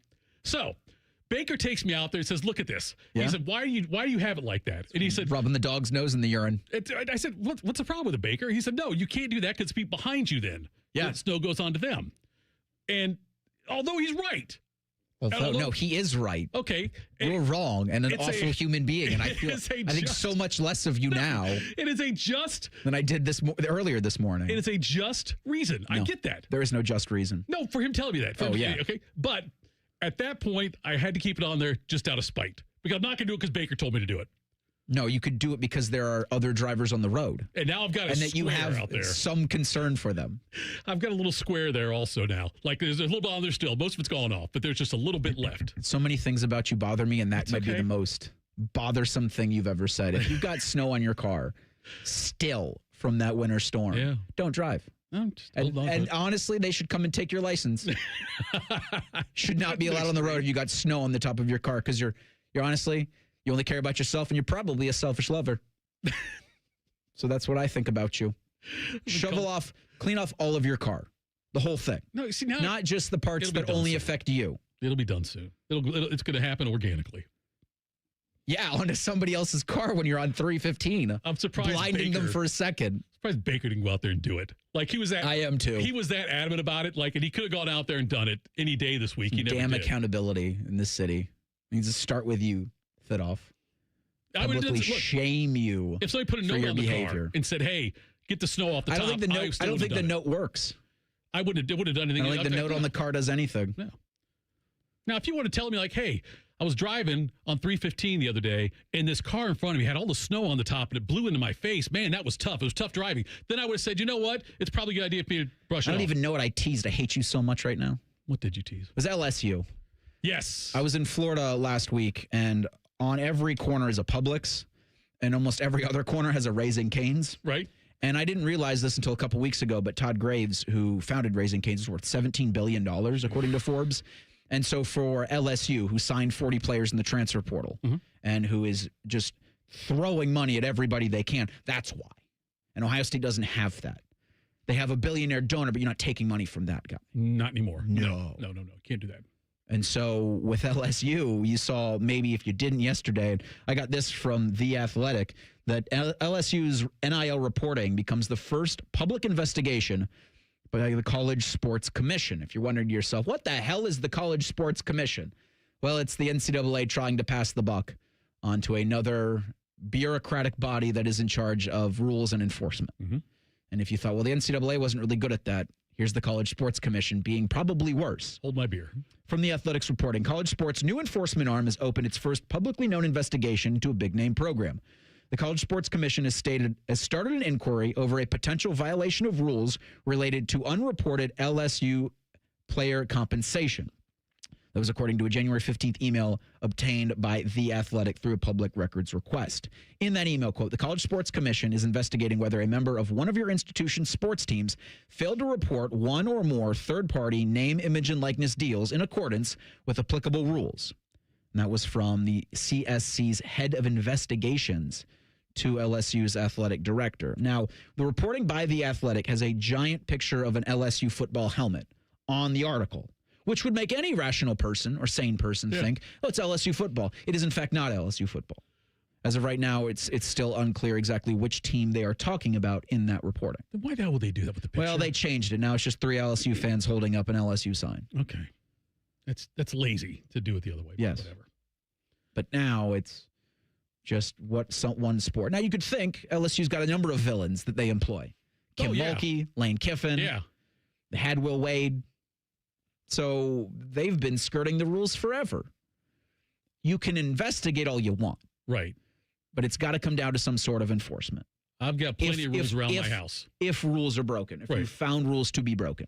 I've got plenty of rules around my house. And if we don't enforce the punishment with it, the rule doesn't matter. It's the same thing here. You've got to have the teeth to do it. That's what Bjork's been talking about a lot, too, though, is having a governing body over it all, and everyone turns the key at the same time, says, we agree. If we break rules and get caught, we will serve the penalty. And this is the penalty, what the penalty will be. And that's got to come from athletic department administrators. That's got to come from college presidents. Right. Like Top Gun Teddy and Ross Bjork have to get together with their compatriots from the other Big Ten institutions and figure out, are we going to go by these rules? Yeah. By the established rules of the College Sports Commission, are we going to follow those to the T? And what happens if we don't? Are we going to police ourselves? Because you can't trust anybody else to come in and do it. The CSC is not coming to save you. The NCAA is not coming to save you. The federal government's not coming to save you. It has to be you. Right. And so many of these athletic directors for the longest time, so many of these college athletics administrators, whether it be the NCAA, whether it be other institutions, were just worried about getting through the next 5 years and kicking the can down the road, that nothing ever actually got done. And so now we're seeing you've even got Georgia's president coming out and saying something needs to change. We have rules, quote, but they're not being enforced. That's what Georgia's president came out and said recently. Well, buddy, your school and the similars in the SEC were famous for what? The bagmen. Oh, the bagmen, yeah. And you turned the other cheek to it. And now that it's put you not only in a position where everybody's doing it, right, you're actually losing ground because of it. So it would now behoove you to complain about this. Yes. But then you've actually got to follow through with it. And I do give Ross Bjork a lot of credit because he's trying to walk as he talks. Yeah. When so many other people are talking and saying, and they're talking, they're saying all the right things, they're doing something completely different. I don't understand the criticism Ross gets. You know what I mean? Like, there's a lot I do, because so many from the fan base just want football to be good by any means necessary. Right. So I understand that. I don't think it's right. Yeah. But I get to your point, I get the criticism. I think it's unfounded. Yeah. I think that what he did in trying to carry Gene Smith's legacy into the future with keeping all 36 sports is ambitious. Yeah. And now they've reported their 2025 fiscal year, and Ohio State Pretty made good. money. Yeah. So I think so far so good, right? Yeah. You have Ohio State and the consternation about the portal. Well, 24/7 said that Ohio State's portal class was ranked 5th. Right. They got jumped by Miami this week because Miami took 2 of Duke's best players, their quarterback and their number 1 wide receiver. Sure. Ohio State's still doing well in terms of recruiting out of high school. Chris Henry Jr. still staying with the Buckeyes. And on the field, how are things going? Yeah. So right now, I think if you want to complain, I'd take it somewhere else. Take it to the internet message boards because I don't really want to hear it. No. And ask yourself, if you are of that ilk that I just mentioned, to take it to the message boards. Would you rather have what LSU's doing? Right. Would you rather have what Ohio State's doing? Who would you rather be? Right. Who would you rather be? Who do you want to be? Do you want to be Ohio State or Texas? Do you want to be Ohio State or Michigan? Do you want to be Ohio State or Alabama? Ohio State or Georgia? Ohio State or Notre Dame? I know Bodie would say Notre Dame, but nonetheless. Even after losing the 2024 Ohio State-Michigan game, I came on these airwaves in the most vitriolic program I'd ever done. Baker and I were doing that 2024 Ohio State Michigan postmortem after the flag planting. Right. And I said Ohio State is still in one of the best positions in all of college athletics, and it still has one of the best run programs in all of college football. Then they went on the playoff run. Yeah. Everything in Ohio, in old Columbus town, with the Ohio State football program is going to be just fine, even through all of this. But there should still be some rules that you've got to follow so that it's just a little easier on everybody to live a normal life. What Day has proven, and Bjork has proven for that matter, it's not all about money. It's about money with the right culture. You know what I mean? It's about money with the right culture. Now, Indiana was doing it, what Indiana's doing is unprecedented. But Michigan could have all the money, but if they don't have the right culture and they got their coach doing what he's doing, it's not going to work. Same thing with, with LSU, for that matter. You've got to have the right combo. We'll get Tyler Danburg's thoughts in 2 minutes. It's Sports Saturday on The Fan. What can ADP do for small business? We help answer the business questions, like how do you track employee time? How do you do payroll taxes? Or what does compliance even mean? So small businesses can focus on bigger questions. Now florists can ask, can we invent another holiday to sell bouquets? Pizza shops can ask, how do we stuff a calzone into a pizza crust? And pool cleaners can ask, what is that thing in the filter? These are the questions you can focus on when ADP takes care of the business of your small business. ADP for small business. College.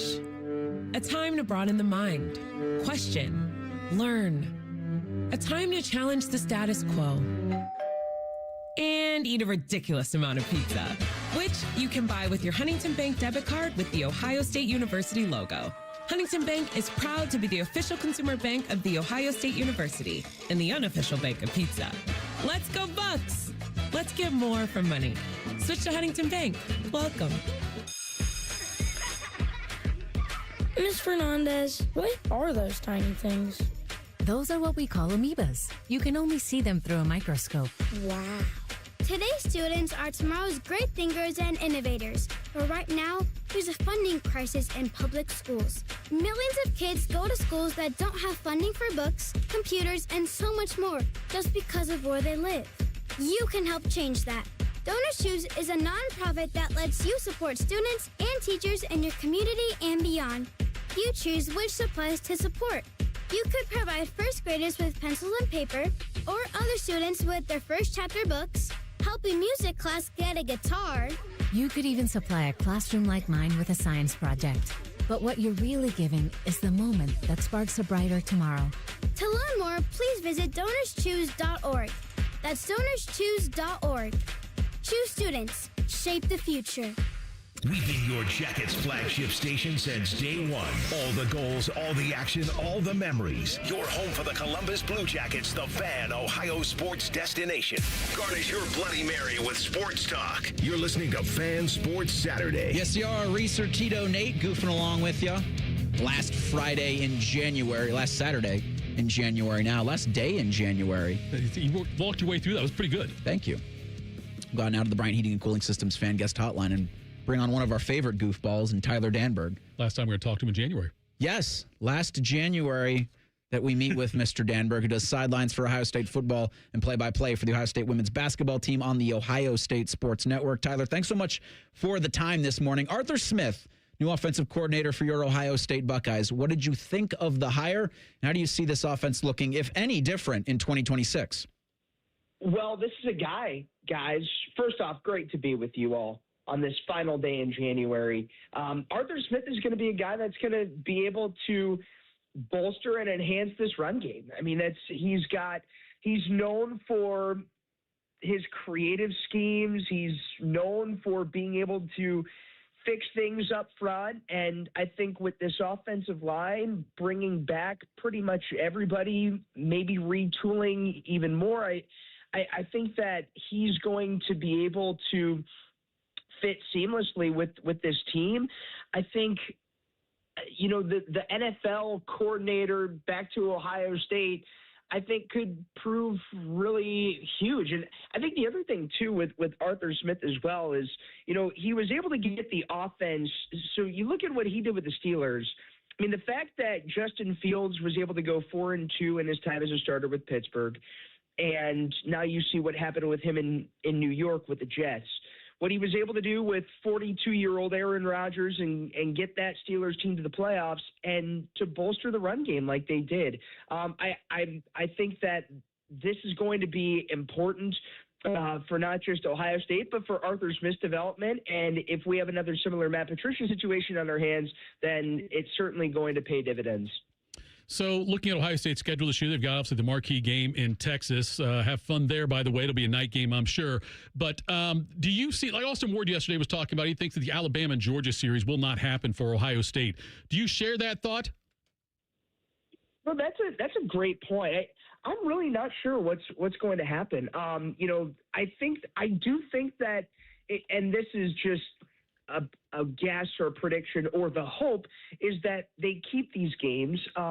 First off, the Alabama game has been contracted for a really long time, so maybe that adds into the hope that this game will continue to be scheduled, because it would be great, but you just never know on how programs think. You look at what happened in Texas last year. How do the Longhorns shake out in the college football playoff format if they don't play Ohio State week 1? I know Steve Sarkisian said that it might look different if they didn't play Ohio State week 1 and they challenged themselves in that spot, and ultimately it resulted in a 7-point loss to Ohio State and maybe kept them out of the playoffs just because of their record. But I do think Alabama showed you that they could get into the CFP in the 12-team format with 3 losses and by going to the conference title game. So you just never know the way that programs think, the committee thinks.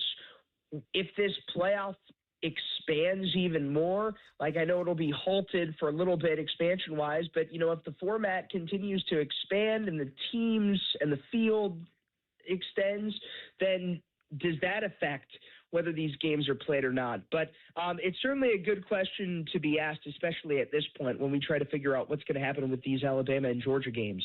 Talking with Tyler Danburg, who does football sidelines and Ohio State women's basketball play-by-play at the Ohio State Sports Network. TD, I looked and did some quick math, not too much math because I'm terrible at it, but Ohio State, the women's basketball team, ranked 11th in the country. They've got 3 losses. Those teams that beat them are a combined 60-4 on the season. Ohio State will host Nebraska tomorrow night at 6. You can hear that game over on the Fan 2. That's 1460 on the AM dial with coverage at 5:45. Just how special has this run been by a team that is so much younger compared to the teams they've played and even some of the really good teams they've beaten this season? Yeah, I think you hit the nail on the head, Eric. It's been really fun to see the team's in-season growth, because coming into the year, you knew what the ceiling could be, but you didn't know how they could get there, when they could get there, and how they would progress as the year's gone on. And these last few games, they've had to experience a little adversity with leading rebounder Kylie Kitts missing the last 3 games due to injury. But, 11 players on the roster, losing a lot of its scoring, over 50% of its minutes from last year. That's a daunting thing to face. And, with 3 new starters, 2 transfers, 2 freshmen, and for them to have only losses to number 1, number 2, and number 8, it's been really cool to see the energy that's been around the program and the energy and belief that I think the team continues to have as this year's gone on. That's been really cool, because they've said from the start this team may be even more connected off the floor and on the floor than they were last year. And last year was a great season for them, 26-7. Tyler, I want to get you out of here on this one then. This Ohio State team, yes, they, missing Cody McMahon, but it does seem like, would you say they're deeper this year also? I think so. I think Kevin McGuff had said that they're going to need all 11 this year, and they have had to need all 11. So I think that you could go a little bit deeper on the bench. They've got a group of about 3 or 4 players that they can go to off the bench, but certainly it's still reliant on that starting 5. Bryn Martin, the freshman from Springboro, continues to flash. Tiana Todd, the Boston College transfer, was in a little bit of a cold streak, but had a solid game against Wisconsin on Thursday, and I think that could be the turning point for her. But she was 4th in the country last year in three-point percentage, still trying to figure out a newer system and the fastest she's ever played in her career. So, I think as the season goes on, Tito, this team's going to be a little bit more solidified, and I do think they are deeper than they have been, and they've got that consistent 7 to 8 player rotation that they can have at their disposal. He is Tyler Danburg, play-by-play for the Ohio State women's basketball team on the Ohio State Sports Network. It'll be OSU in Nebraska tomorrow at the Schottenstein Center at 6 o'clock again. Coverage for that starts at 5:45 over on the Fan 2, 1460 on the AM dialer. Tyler, thanks so much for coming on, giving us some of your time. Safe travels out west. I know they've got a big West Coast swing, 2 games, Washington and Oregon, coming up next weekend, so enjoy it out there, bud. Thank you so much, guys. Appreciate it. He comes to us again, courtesy of the Bryant Heating and Cooling Systems fan guest hotline. Urban Meyer and Ryan Day on how to build a college football roster in 2026. You'll hear from them both. That's next at Sports Saturday on The Fan. We have so many local shows, I can't fit them in a 10-second promo. So let's just say we're live and local all damn day. The Fan. The biggest football party of the year is at Hollywood Casino Columbus on Sunday, February 8th at the Sportsbook. I'm Scotty Vegas, and the party gets started at 5 with a special prop show with tons of betting advice and prizes. Enter, win a helmet signed by a 7-time champion. It's the party everyone's talking about. Space is limited. The Sportsbook has massive screens, so reserve your spot at HollywoodColumbus.com. Must be 21 or older. Gambling problem? Call 1-800-589-9966. Save big on everything for your next project. Now at Menards. Breathe easier with Best Air allergen air filters. They trap larger airborne contaminants to keep allergens out of your home, and they last up to 90 days. Save big on all Best Air products at Menards and refresh your home today. View our entire selection of air filtration products on Menards.com. Plus, check out our weekly flyer and find great deals happening this week. Save big money at Menards. Hey, are you driving high right now? You might be, because a whole lot of people do. They say marijuana makes them a better driver, more careful, more focused. That's probably what the guy who killed a 4-year-old thought. And now, he's in prison. You see, no matter what you tell yourself, if you feel different, you drive different. So if you're high, just don't drive. Brought to you by NHTSA and the Ad Council. Common Man and Timmy. Welcome to broadcasting. You don't have to do that. I do have to say it like that, like I've never done this before. Because it sounded like you had. Common Man and Timmy Afternoons on the Fan is sponsored by the Hinderer Motor Company. Never have I ever called my sister from the finish line of my first marathon. Hello? You won't believe where I am. Are you running? Mile 26. I'm gonna make it. Switch to T-Mobile's 55 Plus plan and get iPhone 16e with its advanced camera system on us. Plus, 2 lines for just $30 a line. Guys, I can't believe it. I knew you could do it, babe. That was amazing. Mom, how do you feel? I feel great. I can't feel my feet. Let's take a picture, and then you may carry me to the car. Share every stride, every mile, every memory on America's best network. Switch to T-Mobile's 55 Plus plan and get iPhone 16e on us and 2 lines for just $30 a line. With 24 monthly bill credits and 2 eligible port-ins on Essentials 55 Plus for well-qualified customers with autopay plus taxes, fees, and $35 device connection charge. Credits end and balance due if you pay off early or cancel. Contact us. Finance agreement 128 gigabytes, $599.99 required. Best mobile network in the U.S. based on analysis by Ookla of Speed Test Intelligence Data 1H 2025. Visit T-Mobile.com. The Fan Guest Hotline is sponsored by Columbus, Worthington, Air, and Bryant. Doing whatever it takes to keep you and your home comfortable. The Fan. We firmly believe it's appropriate to tailgate before a youth soccer game. You're listening to Fan Sports Saturday. Reiser and Tito with you until noon today. Our thanks to Tyler Danburg for his time in the last segment. Yeah, TD is going to be on the call tomorrow of Ohio State and Nebraska. That's at 6 o'clock. Big Ten Network's the place to put your eyeballs on it, but put your ear holes on the Fan 2, 1460 on the AM dial. Coverage at 5:45. And then, yeah, for Kevin McGuff's squad, they're going out to Washington next Friday at 9 o'clock. That'll be a Peacock-only joint. And then they'll play at Oregon on Sunday. So a really cool West Coast swing there. But, boy, that'll do a lot to the body clock. Yes, it will. Yes, it will. And Tyler's going to have a great time out there. It's beautiful out there. It's so much fun. It's great. Yeah. And it'll be out of probably this cold, which I see a 30 on the forecast next Friday, 31 for the high. Right. So for Baker, all of this is shorts weather, but at least maybe give you some hope that all of that snow that you haven't pushed off your car can just melt. Then you won't have to deal with it. No, look, Someone's done the work for you. I said I'll brush it off. I'm brushing it off. When I leave the fan today, I'm brushing off that 1 foot by 1 foot square of snow that's still on my top of my roof. Looks like Ohio State has filled a position on its coaching staff. This from Spencer Holbrook of Letterman Row.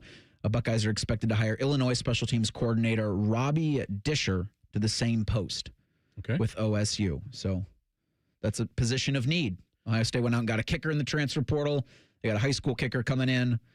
Special teams have not been so special in times when you've needed them for the Buckeyes over the last couple of seasons. And so it's good that they're not doing special teams by committee anymore. Right, in terms of coordinating the special teams, have a designated person at that post. We're still waiting to hear from, what happens with Matt Patricia. Feels like it's either the NFL or back to Ohio State to be defensive coordinator for the Buckeyes. Probably once all of the dust settles with the NFL's coaching carousel, then I think you get the finality of it. You get that actual decision, waiting on two jobs to be filled. Looks like Clint Kubiak's going to Las Vegas, but the Arizona Cardinals still kind of waiting in the wind for their head coach. Does the Chip Kelly experience cause Patricia to pause a little bit? Because Chip Kelly went there and got money. Okay, can't complain about the money. Guaranteed 3 years, $6 million a year. Okay, but the fact that he left Ohio State and went to, even though Brady's a part of it, you could still say questionable decision making by the fact that they got rid of him within 9 games. Yes. So if you're Matt Patricia, does that make you pause, or do you think, well, you know what, Brady's gonna have more say in it, so I wouldn't be as worried? I think if you're him, and certainly haven't had any conversations with the man, but maybe trust in that relationship, right? If it's as strong as to be believed, but also what's your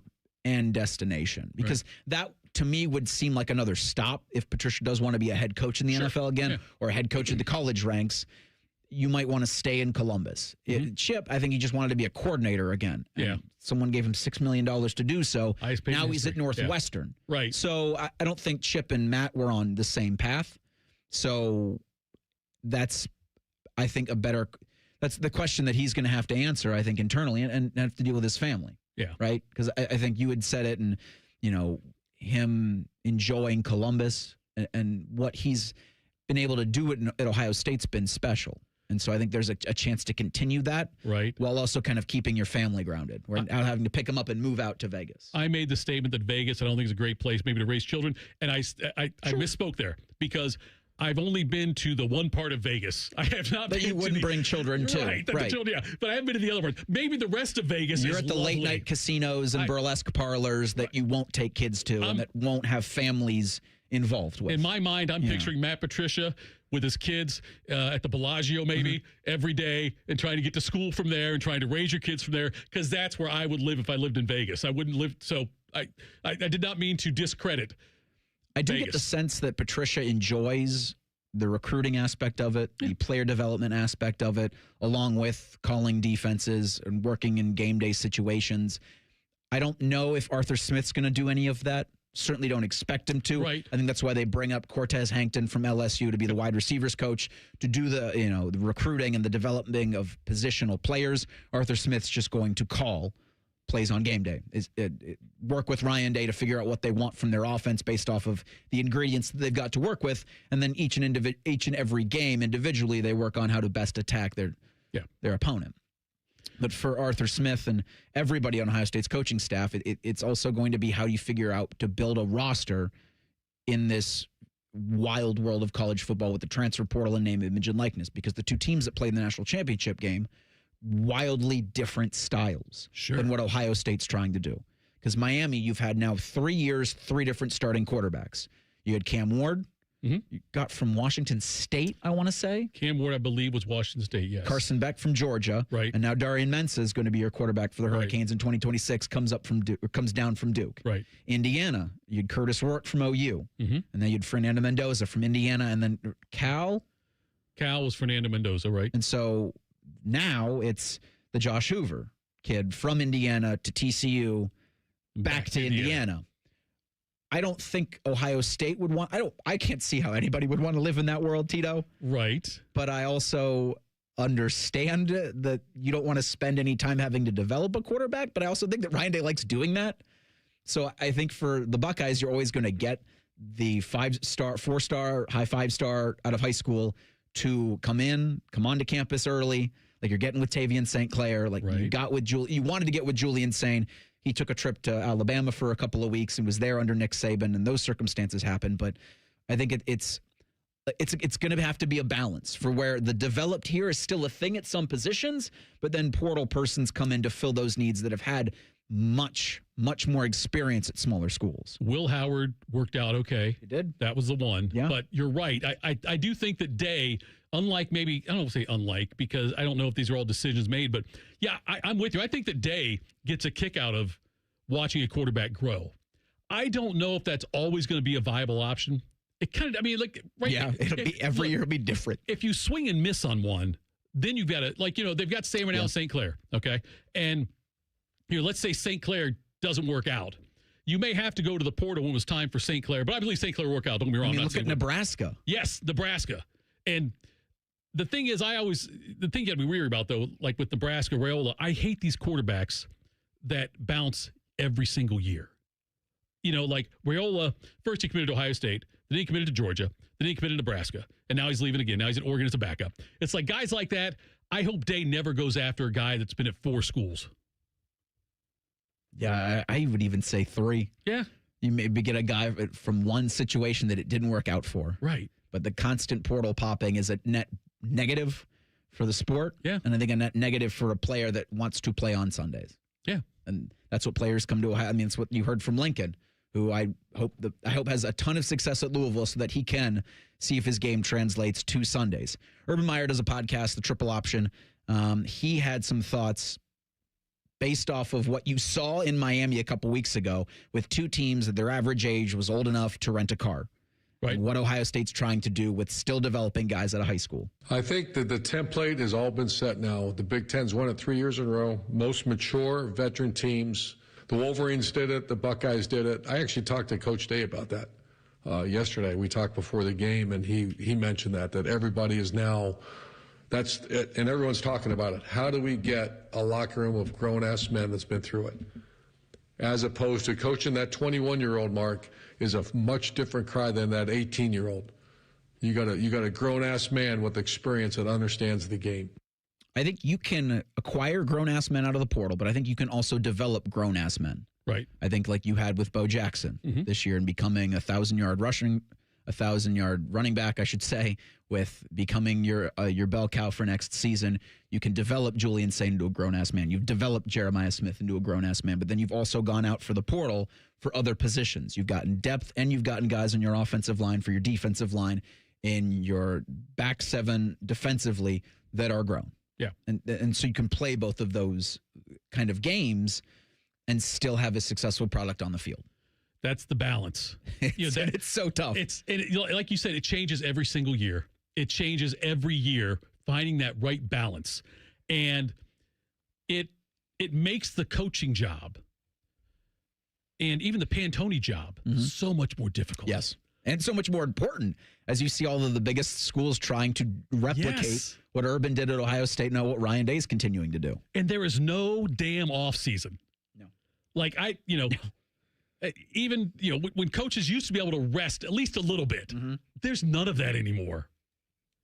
That's why I look to some adult's got to be in the room and make some rules that are enforceable, because the lifestyle of a college football coach just feels so unhealthy. Oh. I mean, these guys are running themselves into the ground. Yeah. And because how is there any time to raise a family? How's there any time to do anything else? And the money, I know the money. I know the money's good. Right, yeah. I know the money's great. Right. Is it worth it when you look back in 15, 20 years? Because there's so many of these guys that when they're done coaching, it's a couple of years and they're no longer with us. That's the question I always had, Reese, is if you would have told some of these coaches who've been around for a long time now, Day being among them, but, I don't know, Kirk Ferentz maybe, I don't know, guys like that, if you would have known this was what head coaching is going to be in college football, would you do it? I think if you were to have those conversations, a lot of them would say no. Some of them would probably still say yes because they're ultimate competitors and this is the only thing that they've known and wanted to do. But man, there's going to come a time, and you've seen that time. That's why there's not going to be a coach at a place for 10 years. Yeah. I mean, the kind of Nick Saban, Bobby Bowden, those tenures just won't last anymore. For the NFL, there's 2 teams that are without a head coach. The Browns have Todd Monken. They'll introduce him at a press conference on Tuesday.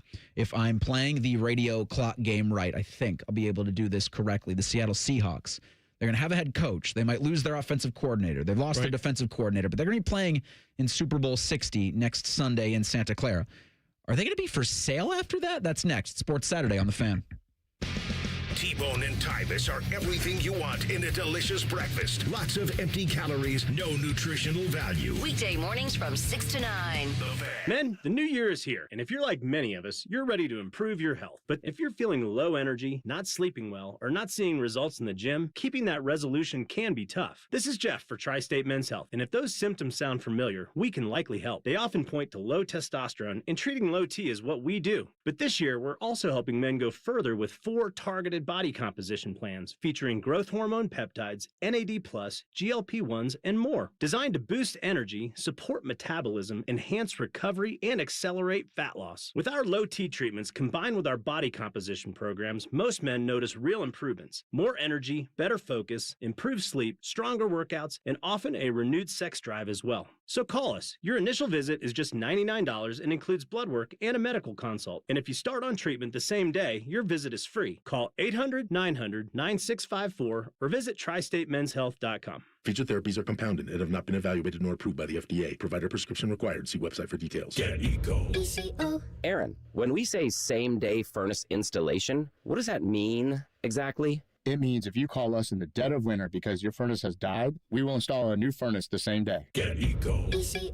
So by same day, you mean like the next day, but within 24 hours? No, Jerry, the same day you call. How can we do that? Do we really have furnace techs just sitting here waiting for emergency calls? Yes. And we have a whole warehouse full of different furnaces, so we'll have one ready to go no matter what you need? Yes. And we have extra trucks in the fleet, just parked and ready to be loaded at a moment's notice? Yes. How do we do that? Jerry, how could we not do that? If your heat goes out in the middle of winter, that's an emergency. So we'll be there the day you call. Get Eco.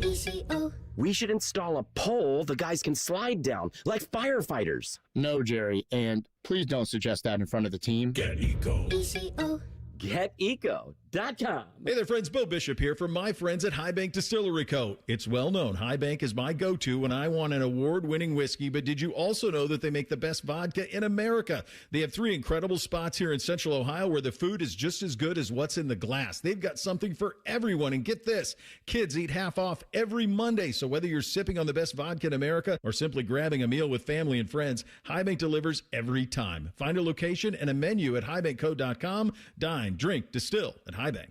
For 25 years, the Library of Congress Veterans History Project has collected and preserved the experiences of America's heroes. From original letters to oral histories, these first-hand accounts bring history to life, one voice at a time.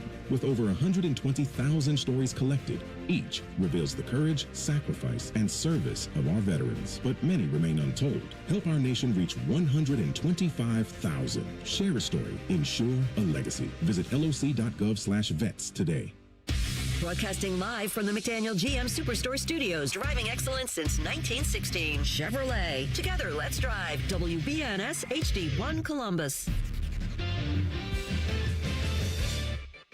Good morning, I'm Nate Puderwell with your sports update. The white-hot Columbus Blue Jackets rolled in Chicago last night and left their hats on the ice. Charlie Coyle notched his second career hat trick, leading the CBJ to a 4-2 victory. Matthew Olivier added a goal and an assist, while Elvis Merzlian stopped 22 of 24 shots. The Jackets have won 4 straight and 8 of the last 9. They go for 5 in a row tonight in St. Louis. Puck drops at 7. Catch the action right here on The Fan. The Iowa State men's basketball team is in action today. They take their 14-6 record on the road to take on 15-6 Wisconsin.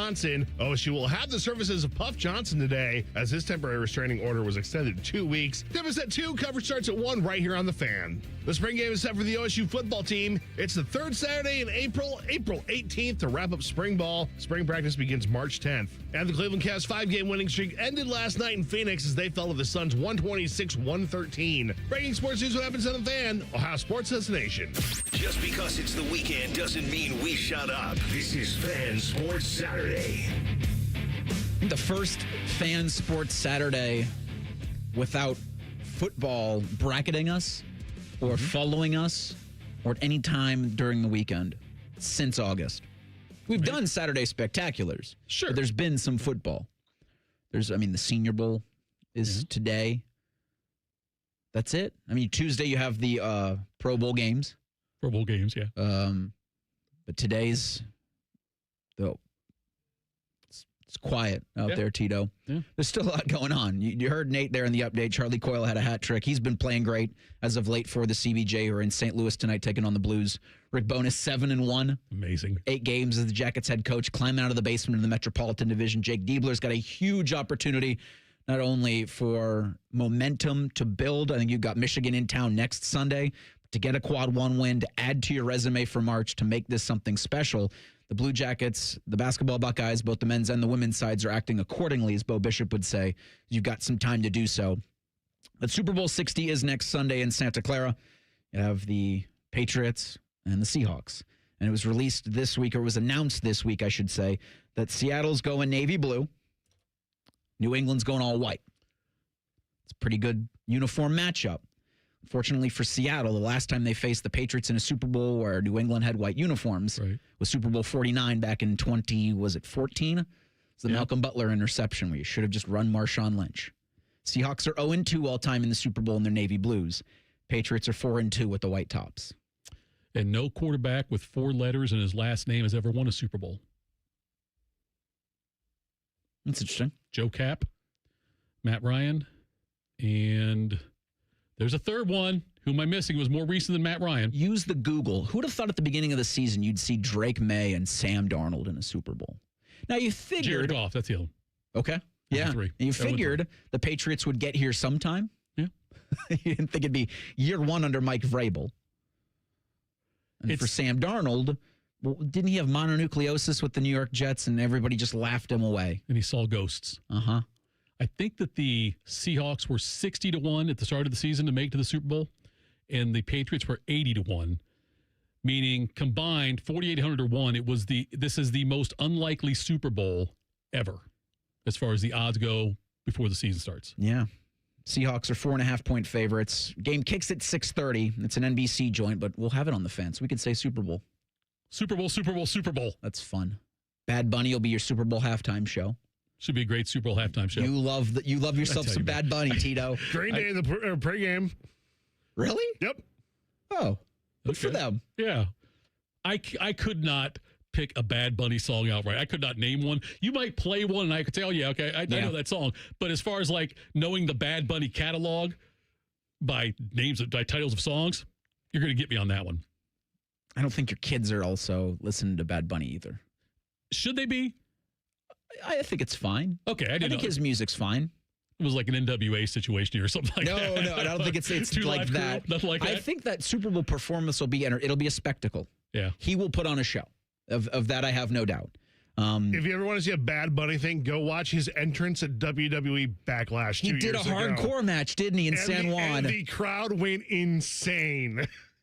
So, yeah, he's a Puerto Rican wrestling superstar and also hip-hop performer and all-around entertainer. Do you look forward to the halftime shows?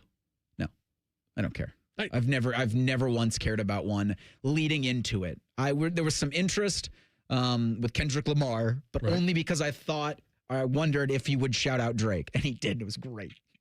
So I was interested in the spring. I'm a huge Springsteen fan, so that when they did that with the Steelers-Cardinals Super Bowl is perfect for me.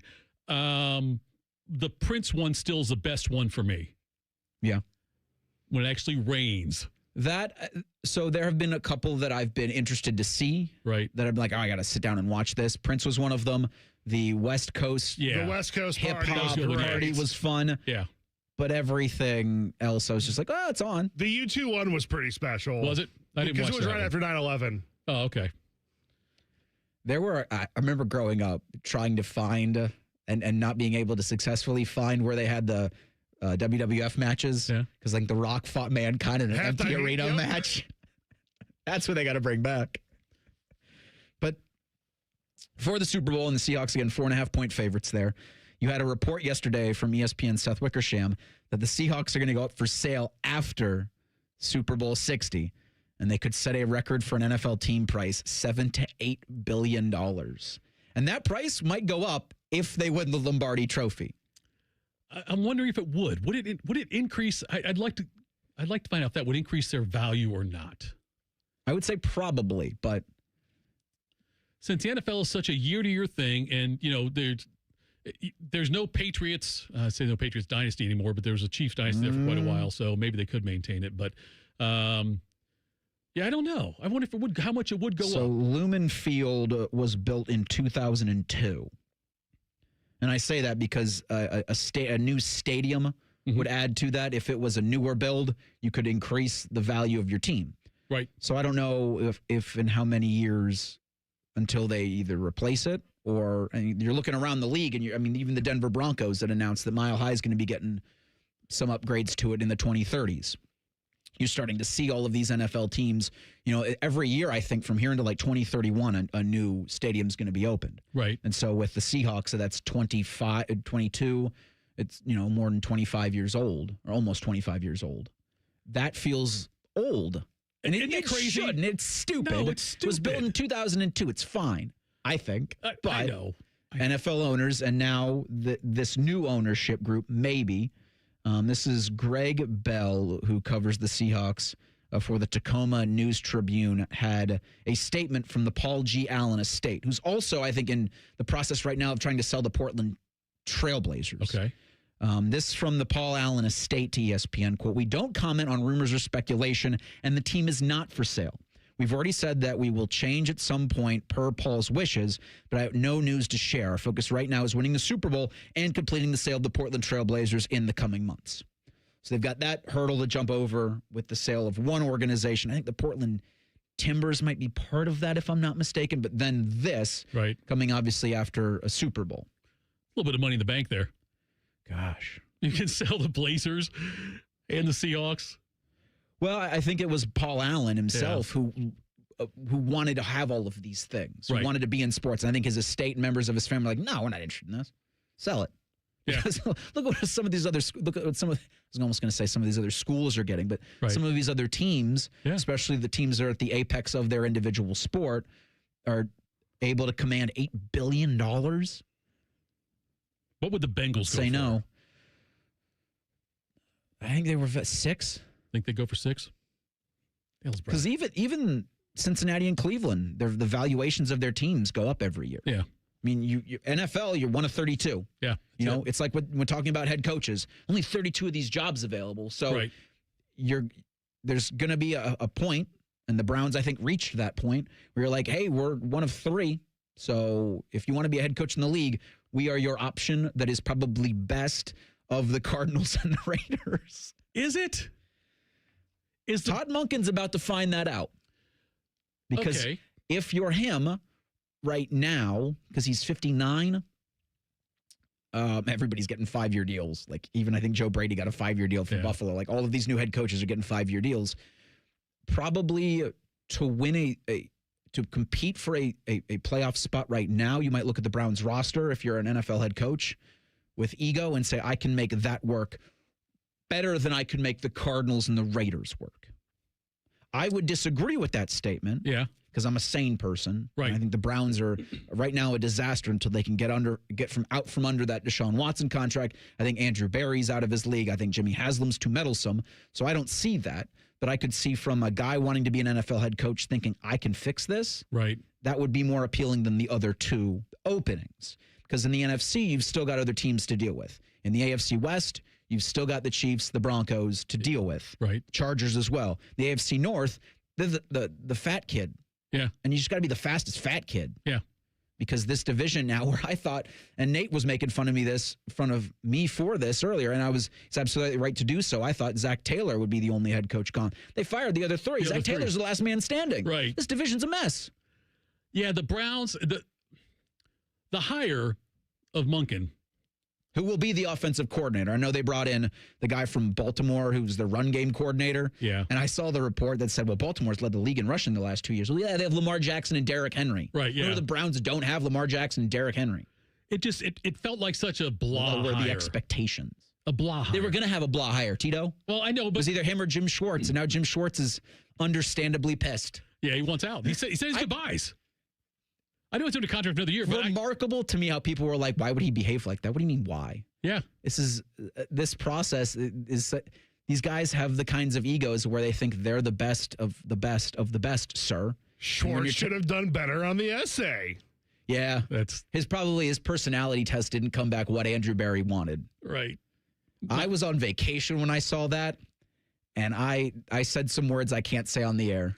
You could say it before 9 o'clock. I could have done it in the 8:45 to 9 o'clock. How many prospects do you think that essay cost them? A dozen? All of them. Yeah. I would say so. Yeah. Only because what I just said, where you had 3 left. So, all right, Monken, what do you want to do? You want to be a head coach? There's 3 available. This owner will at least spend. Right. So you want to go with the Cardinals, and you got to deal with the Kyler Murray thing. You want to go to the Raiders, and you've got a goofball for your owner. You want to go to Cleveland. They're opening up a new stadium. They will spend the money. They've got a top 5 NFL defense. You just got to make the quarterback situation work, and you can be competitive, and we'll pay you more, and we'll probably guarantee your money. It's really a slap in the face of sports, though, because all these guys that came through an interview, and then they chose to withdraw from consideration, right? So all these people came in. I saw the Mike McDaniel withdrawal. Right. I'm like, these idiots. They all withdrew. And so you had a bunch of guys the Browns wanted to talk to, and these guys, after talking to the Browns, said, you know what, this isn't for me. And you got Schwartz there. Schwartz is waiting, like, yeah, okay, now me. And they still bring in somebody else. He has every right to be upset. Which would now leave, I think, a defensive coordinator job that would be something coveted. Yeah. Right? Yeah. But I don't know who would fill it. Monken's going to be calling the plays. He'll be the offensive coordinator. He'll also be the head coach. It works sometimes. Sometimes it fails hilariously. A lot of times it fails hilariously, let's be honest. There's a few Sean McVays out there. Everybody's trying to replicate it. Yeah, I know. So I think Monken, you're going to see Tuesday brought in Clint Kubiak, who will be coordinating the Seahawks in the Super Bowl. He's what everybody is thinking is going to Las Vegas to work with the Raiders as their new head coach, and he'll probably try the same thing. Yeah. I'll be the head coach and the offensive coordinator. I would say of the jobs of the 3, let's take the Browns and let's even take the Joe Brady Buffalo Bills. I'll even give you the Buffalo Bills. Mm-hmm. Bills, Cardinals, Raiders, Browns. What's the most appealing of those 4? For me, it's the Bills. Yeah. Because you've got Allen to work with there. Sure. You know, that's the big reason there. You've got Allen to work with there, and you've had very recent success. You know what I mean? Like they lost to Denver in a game that they very easily could have won. It's like they're forever trying to get back in the playoffs. They're in the playoffs every year. So I would probably rank that one first. See, I don't know about the how to rank the Browns, Raiders, and I go Raiders number 2 because they have the number 1 overall pick. And you have weapons on offense, and you need to score points in the league more so than you need to have a dominant defense. Yeah.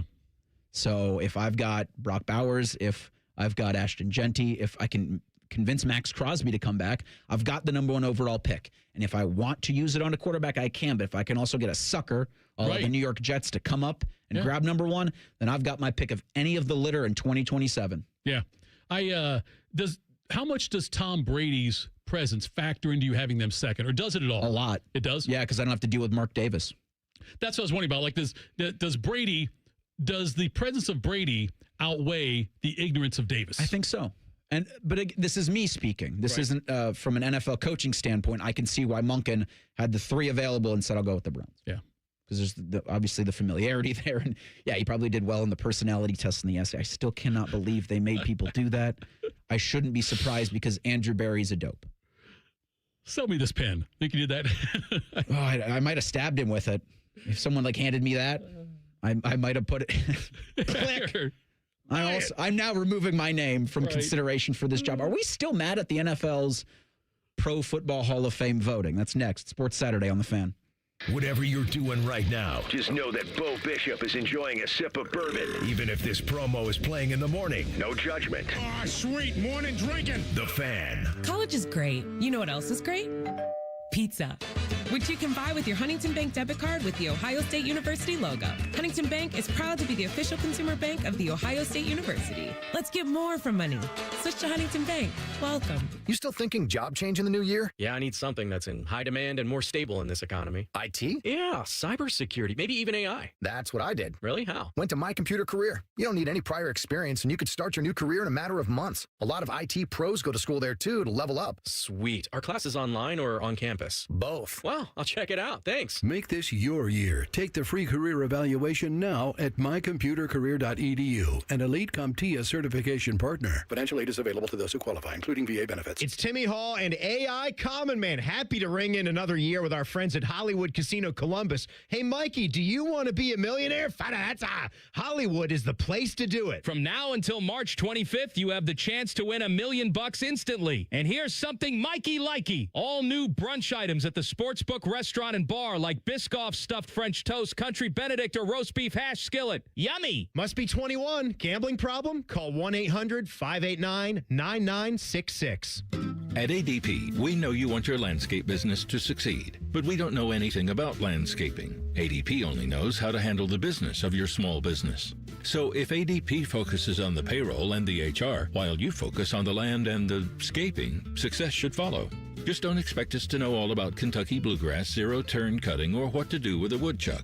That's for you to figure out. Let ADP help your small business focus on the part of the business you're good at. ADP for small business. While serving in Vietnam, a grenade took my ability to see. Today, I'm a sculptor. Now, my fingers are my eyes. I'm Michael Naranjo. As a veteran, I know the challenges of life can be great. In my art, turning a lump of clay into something beautiful, that is worth doing. Life is like that. We each must use what we can to make things better.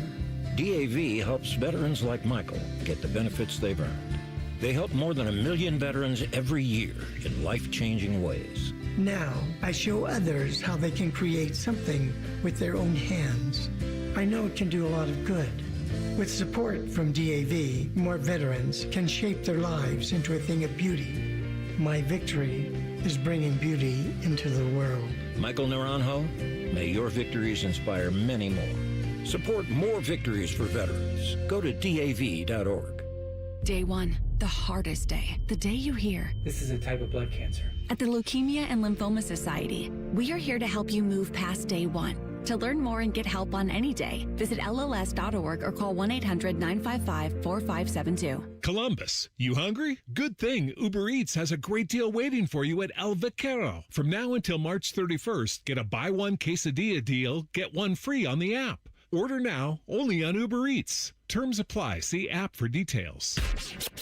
Morning Juice is now on YouTube, weekday mornings starting at 6. If you're a fan of Bobby Carpenter, he's ready to attack and dominate. If you're a fan of Jeff Goodoff, drive directly to a hospital. Seriously, The Fan. Start the year moving, not hurting. If joint pain is holding you back, listen up. Hi, I'm Tyvis Powell with QC Kinetics. There's a way to get real relief without surgery, without downtime, and without putting your life on pause. Dr. Tesner and the other medical pros at QC Kinetics here in Columbus deliver regenerative treatments that actually help your body repair the areas that are causing you pain. Those achy knees, hips, shoulders, back. Instead of facing an invasive operation that sidelines you for months, these treatments happen right in the office and you go about your day. Simple procedure that can deliver big life-changing results. Skip the pain, skip the invasive surgery. Imagine this instead. You're moving better, stronger, planning the year you actually want. Game-changer regenerative treatment from QC Kinetics. January is supposed to be your clean slate, so make it one. Call now for your free consultation. 380-208-4544. 380-208-4544. That's 380-208-4544. Fan weather. From the Logan AC and Heat Services Weather Center. We are still tracking some very cold temperatures here throughout the weekend as highs are only in the teens here for today. We'll see a mix of clouds and sunshine here on your Saturday, but highs again only around 15 here as we head into this afternoon. As we go into tomorrow, we are going to see some more sunshine here on your Sunday with highs around 20, and we will see a gradual warm up as we get into next week. Highs are back in the 20s to near 30 degrees here for Monday, Tuesday, and Wednesday. And that's a look at your 10 weather impact forecast. I'm meteorologist Aaron White here on 97.1 The Fan. Catch the latest from the world of Ohio State athletics. Weeknights at 6 on the Buckeye Show. New special guests in everything scarlet and gray, The Fan. Instead of annoying national people talking to you this weekend, we've opted for annoying local people. This is Fan Sports Saturday. Yes, it is. Yes, they did opt for local annoying people. Yes. Eric Reiser, Jeff Thidoff. Do you care that Bill Belichick was left off the ballot for the Pro Football Hall of Fame in his first year of eligibility? I really don't. Not left off the ballot, but he did not get enough votes to make it in his first year of eligibility. Let me ask him first. Were you a swimmer at UA? No. I'm 5.5 feet tall, man. You can still swim. No, not well. Especially not well enough in UA. Okay. Right, the country club sport, this shouldn't be a surprise to anybody. Upper Arlington is really good at those. They are very good at those, yes. And so to be a swimmer, to compete in Upper Arlington, you got to at least be over 6 feet. So my daughter's in the 6th grade. And not Diego Pavia 6 feet. No, for legitimate 6 feet. Man, that was great. He got cooked this week on that one. My daughter's on her way to a swim meet right now. I can't imagine thinking about getting into a pool. It's heated. I know, but like just the whole prospect of like, when you get in the car, when it's this cold, and now she's going out to Columbus Academy for a swim meet. Okay. And those are tough as a parent because there's one of those you sit around a lot. Yes. There's a lot of time in between heats. You wait like 2 hours between races for a 1.5 minute sprint or whatever, and then another 2 hours and wait around. But you've got your phone on you. You can watch college basketball. I'm not going to today. Okay. My wife's taking her to swim right now. Charlotte's on her way right now. But Good luck. Thank you very much. She'll appreciate that. But I've got to coach my son's basketball game at 3. So he's got a 3 o'clock game in Worthington. Also, good luck. Thank you very much. The old UA natatorium when I was there, and we'd have gym classes there. That back corner. Yeah. Yeah. And I'm such a bad athlete. I was probably worse in high school, actually. Really? Like my athleticism has gotten better the older I've gotten. Yeah. My coordination's up. My speed's up. Yeah, I was terrible. You look like you could be an athlete, though. Now? Well, okay. Well, you were short and fat in high school. I got to show you a picture from you were fat in high school? My freshman football picture. Yeah. Really? Then puberty hit and I was less fat. Wow. Yeah, I got to find that picture of freshman football. Little pudgy Eric. I think I've got it somewhere on Twitter, but I will send you that. And to the question I asked about the Bill Belichick thing, I don't care. He'll make it. Because he doesn't get into the first time. Yeah. I think there was the Kansas City Star reporter had an explanation as to why he thought guys on their final year of eligibility deserved to be in more. Great. I do appreciate him being transparent about it. Mm-hmm. That if you're going to vote in a process like that, show your work. Right. But I couldn't care less about Bill Belichick and his Pro Football Hall of Fame candidacy because it's there. He's a legit Hall of Famer. He's the best NFL coach of all time. He'll get in. Okay, so here's the only thing the reason I'm not totally shocked or surprised. I'm not shocked at all. Well, okay, so even before Bill Polian's thing came out about people want to punish him for Spygate, I was like, there's going to be a group of people out there that are like, bleep that guy. He's going to wait a year. Keep in mind that no official results have been released yet. No, this comes out this week. Yeah, this was someone leaked it. Right. And then the Hall of Fame came back and said, if we find out who it was, we're going to remove you. Essentially is what they said, yes. The Eli Manning thing, too, also not getting on a second ballot. That was also leaked. But baseball, they show you the percentage of voters that voted for everybody. And you think of all the great baseball players of all time, all the fantastic, surefire Hall of Famers. One of them's got 100% of the vote. Mariano Rivera's the only one to get 100% of the vote. Now, okay, now basketball does it behind. They never hear the basketball results. That's all top secret. You never know on that. But if you look at like someone, I'm trying to think of a recent player that didn't get 100% of the votes, like, Jeter. Mm-hmm. Okay. There are people that didn't believe Jeter should be a first ballot Hall of Famer. There was at least one. We found out there's more. But like if one person can make that case, then so can two. Right. And so can three. Yes. So the Belichick thing, if there's one person who could argue sanely. And one person did. And said, this is why. If somebody could say, this is why I'm not voting Belichick in, then why is it hard to believe that there'd be 10 others in the room out of 50? Yeah. It's only 50 people. It's 50 people. And it's such a small amount of those people have to have a reason. Right. To leave him off for 1 year. And look, the reason for the Kansas City writer, he said, you can only vote for 3. And he said Ken Anderson, Roger Craig, and L.C. Greenwood are coming up on their eligibility. Yep. I'm voting them in because I think they had Hall of Fame careers, and I think they're deserving of it. He's allowed to think that. He is. That's why we have voting. My idea I brought up yesterday, and I couldn't tell if it was stupid or brilliant, Reiser. So probably mix of both. Okay. Was that the Hall of Fame, whatever, a couple people at the Hall of Fame, the Purple Hall of Fame, every year, if there's somebody that they're convinced is a no-brainer Hall of Famer, you say beforehand, okay, folks, Bill Belichick is in this class. Let's vote on everybody else. Now, if there's no one there, do you have...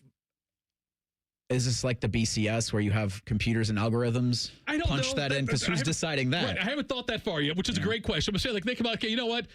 Tom Brady, no matter what Tom Brady's in the Hall of Fame. No matter what you think of him. No matter what you think he's in the class, now we're voting on everybody else. It could be 2 or 3 people every year. It could be nobody. And in some years, have nobody. Right. And that's fine. That's okay. You don't need I mean, the NFL does because they need to make a pomp and circumstance weekend out of the Hall of Fame and the Hall of Fame game, so you're always going to have that. But like Peyton Manning, I don't know if anybody voted against Peyton Manning, but Peyton Manning, we know, was a Hall of Famer. Yes. Nobody, you really can't argue that. Now, you can argue whether you voted him in on the first time or not. That argument you can make, but take that out of it, though, and just say, you know what, a committee of 3.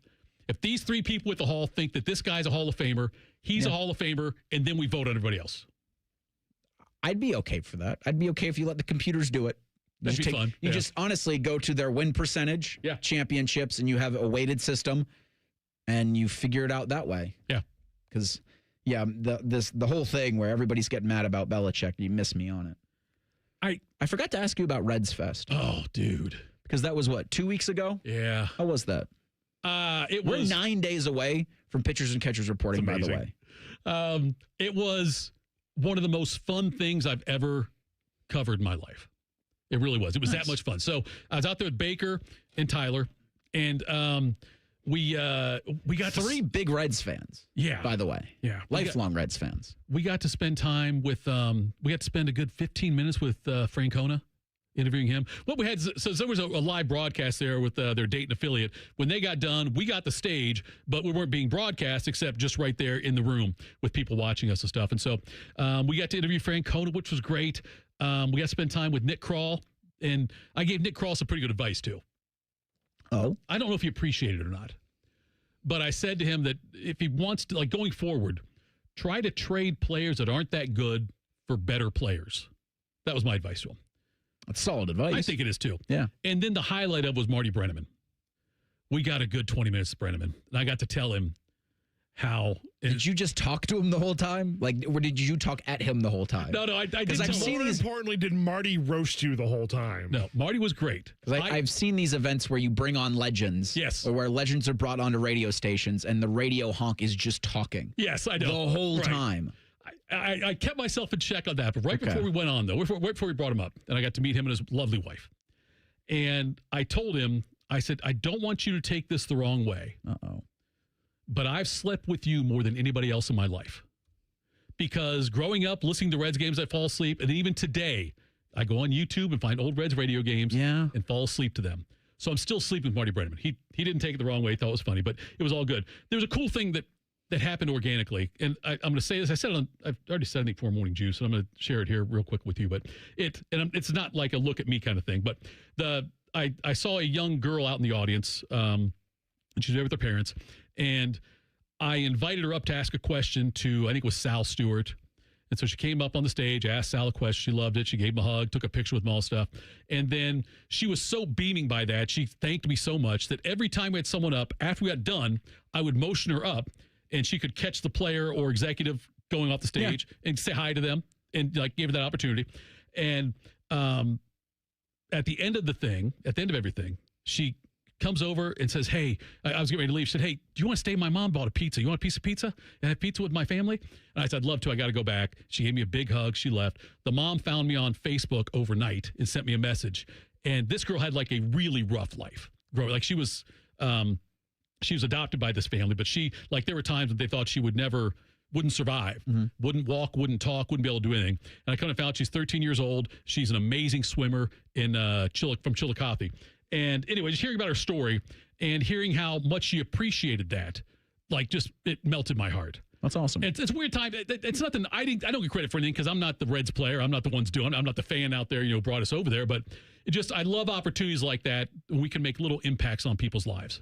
All right. So you are vindicated from having snow on the top of your car.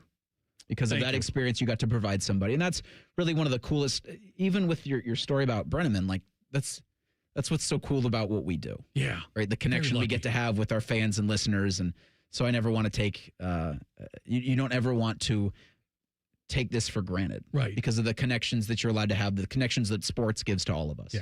It's so much, and it's so cool because that's a young person who is interested in baseball. We need more of those, yes. Especially as I think in a couple of days, Main Street Sports, who does the FanDuel, they're going to miss payments to their teams. Right, yeah. And so now we do this every year where the RSN model has just gone to hell. Yeah. And so for the NBA, for the NHL, that includes the Columbus Blue Jackets and the Cleveland Cavaliers, it's where do they go for these? And if you make it harder for the people to watch your game, you just get so much less interest. And so it's a tip of the cap to you. And again, an absolution, kind of, ish, for leaving snow on the top of your car. But yeah, pitchers and catchers report for the Reds on February 9th. Earlier next week is a really important day for the NBA that could see a freak moved out west. We'll discuss that next at Sports Saturday on The Fan. I love Right Pack Credit Union because they're solution driven. I feel valued as a member. They're focused on the latest technology and the personal connections. Experience benefits that go beyond banking with Right Pack Credit Union. Just ask our actual members. I definitely recommend Right Pack to all my family and friends as a credit union of choice. Visit one of our Columbus area Right Pack Credit Union member centers near you. Based on individual members' experiences, results may vary. Yo, I'm your old basketball. Haven't seen you out on the courts in a while. Why not pass me over to Goodwill? Donating me helps Goodwill's mission to provide career training and support services right here in the community. And that's a slam dunk. Donate today. Hey, I got next. To find your nearest Goodwill locations and to learn more about our mission, please visit goodwill.org.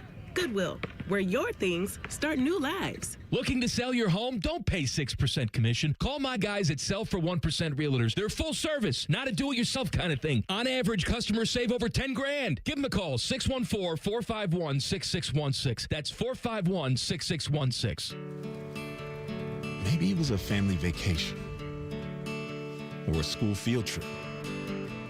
But there you were, standing in awe at a national park. We are the National Park Foundation, and together with you, we're creating a future where every person, every generation, gets their chance at an unforgettable moment.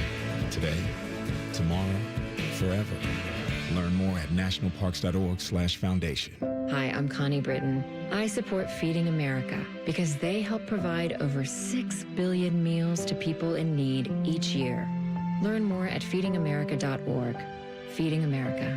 200 food banks strong. Matty Ice is currently bathing himself in creamy jalapeno dip. And I've officially run out of ways to tease this show. Rothman and Ice. Weekdays at noon. The Fan. Sports talk, weekend style. You're listening to Fan Sports Saturday. Real quick before we get to NBA trade deadline discussion, the Buffalo Bills are reportedly hiring Jim Leonhard to become their new defensive coordinator under head coach Joe Brady.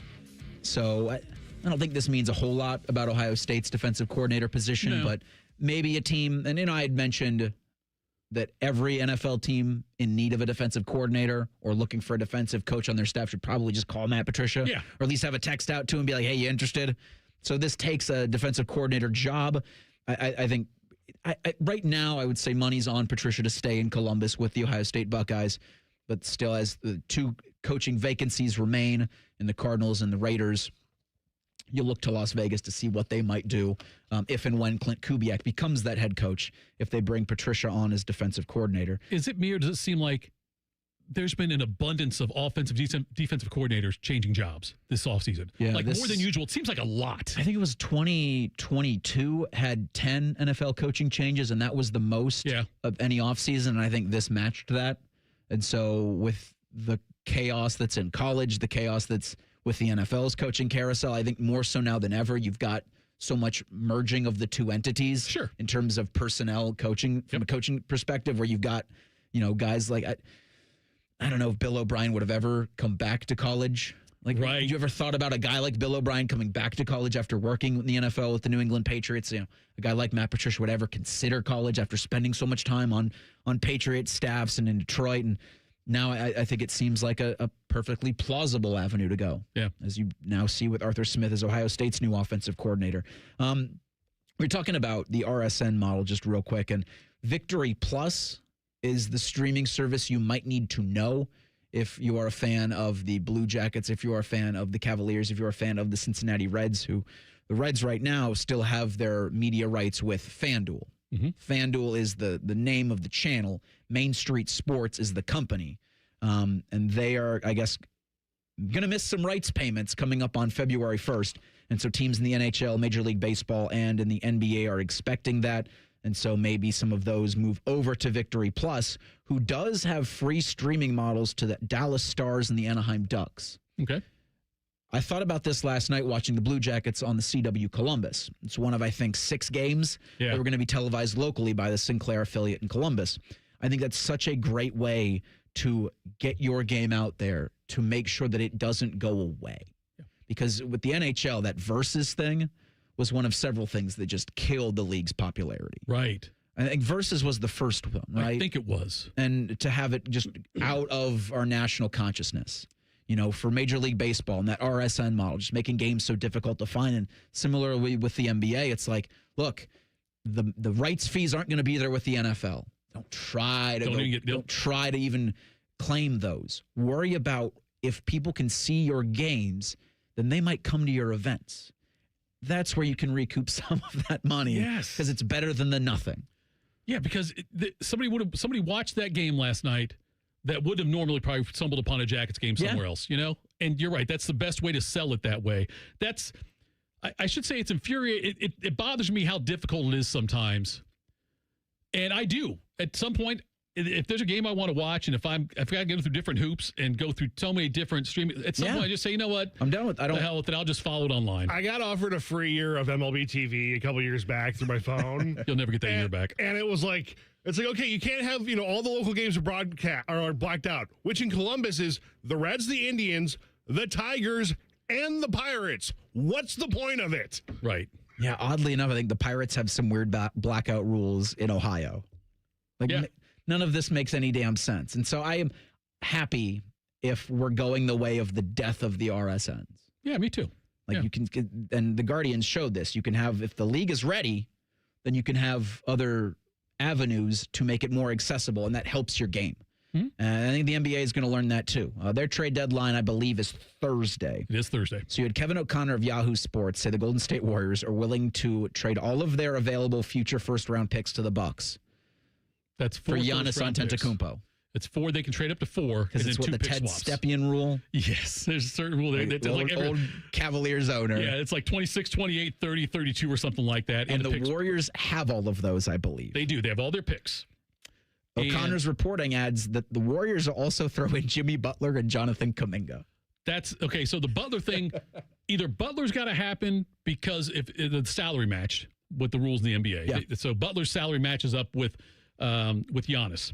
They would throw in Kuminga, probably just convince him to do it. Another young player who's not incredibly expensive. 1 year left on his contract, very team friendly. Right. But if that were the case, the Bucks would have to send something back as well to match out. Like Kyle Kuzma was the name I saw was thrown out there.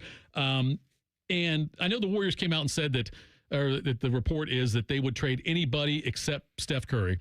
I would not trade Draymond Green. Not that Draymond Green is such a great player, but he's a healthy player, whereas Butler is not. So I saw him go off on an official last night, just on social media. Right.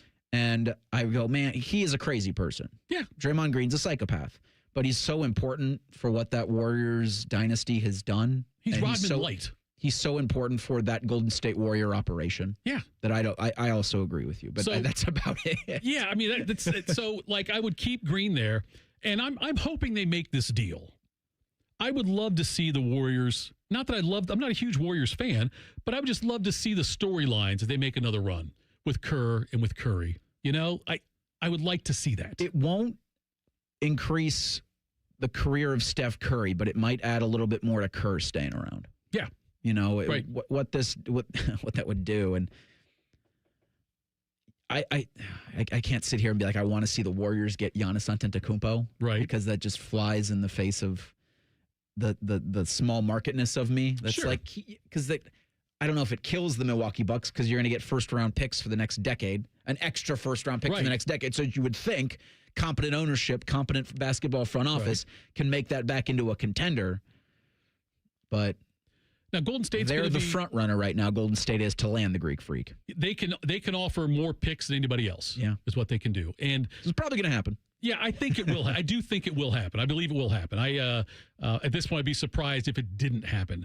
The other options, I mean, look, and Giannis, I know wants to go to the Knicks, but that really can't happen realistically. I think that the Bucks have to take Karl-Anthony Towns back, and they don't want any part of that, I wouldn't believe. So it seems to make the most sense for the Warriors. Now, those picks, obviously, the first, I think it has to be every other year because, the Septian rule, 26, 28, 30, 32. And so by 28, maybe when that happens, Curry's out of the league. I don't know. How many years has Curry got left? He's not LeBron. Yeah. You know, he's in Green, same way. They both, I think Curry's 37 and Green's 38. So, the Warriors then, if I'm the Warriors, my thinking is, well, if I make this trade and get Giannis and sign Giannis to the max extension, then that might draw another supermax kind of player here, and the draft picks then become less important. Yeah, that would make instantly the Warriors, who are good right now. They're good. Would instantly make them a championship contender. It'll be interesting to see if they do anything, what the Lakers might do. Yeah. I was curious, and I was trying to find the audio, but I'm not going to worry about that. With Jalen Tyson from earlier in the week, Cavaliers forward who interrupted a LeBron question to Donovan Mitchell saying Cleveland is Donovan's city now. Right. Because the Cavs crushed the Lakers earlier in the week. It was a 30-point win for Cleveland. But a lot of people had speculated that that's probably the last time LeBron's going to play a game in Cleveland. Now, I don't think this is the end for LeBron.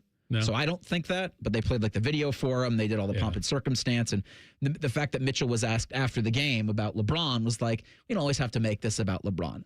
I am so thankful for what LeBron James did for Cleveland in winning them a championship.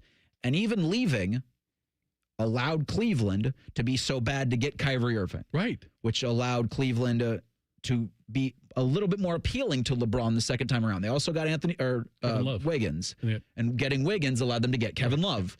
And so you don't have the Cavs championship run, or at least their Eastern Conference run in the championship in 2016 without LeBron leaving. Yeah. Because they were always going to be good enough to never be in the vicinity of a lottery pick. And so you were also never going to beat the Boston Celtics. So LeBron had to go to Miami to be with the Heat to beat Boston. That was the only way that was going to happen, because the big three with the Celtics were just never going to get beaten by a team in the East, especially if LeBron was just going to stick around in Cleveland. So neither party owes the other anything, I think, anymore. True. So I would be totally fine if they never crossed paths again, but 4 games against each other, LeBron's team and the Cavs. You don't need to get LeBron back in Cleveland to play games. And Cleveland shouldn't try to do whatever possible to go acquire him. Do you think LeBron is going to announce his retirement after a season? No, he's going to do it before a season. This isn't going to be the end of LeBron. LeBron will let you know, and then it'll take a whole year to do it. Right, to go around and get, because that's just what we've come to understand from LeBron. I think then there's also this isn't the end. Now, is it the end for LeBron in Los Angeles? That's to be seen. Again, trade deadline later on this week. A big opportunity for Jake Diebler comes this afternoon in Madison. We'll discuss that next. Sports Saturday on The Fan. We used to have a billboard with our host's face on it, but only ugly people work here now. You mama say you ugly, hey! The Fan, Ohio's sports destination. Are you tired of running out of space? Check out Menard's self-storage facility. Menard Self-Storage offers the most convenient and secure self-storage in the area. Options include features like 24/7 access, video surveillance, and on-site management. Menard's has warehouse units at the best prices in the area, and your first month is free. They're going quickly, so reserve yours now at menardselfstorage.com. Unit and offer details may vary by facility. Save big money at Menards. If you win playing the new Ultimate $5 million scratch-off, you don't have to tell anyone. But there will be signs. Signs like courtside seats, Signs like a water slide attached to your bedroom. Signs like upgrading your clunker to something less clunky. With over $200 million in prizes and the best odds in Ohio history to win $5 million, this is your sign to play the ultimate $5 million scratch-off. Lottery players are subject to Ohio laws and commission regulations. Play responsibly. Hey there, friends. It's Bo Bishop here. You've heard me talk about High Bank's award-winning spirits, but let's talk about the food.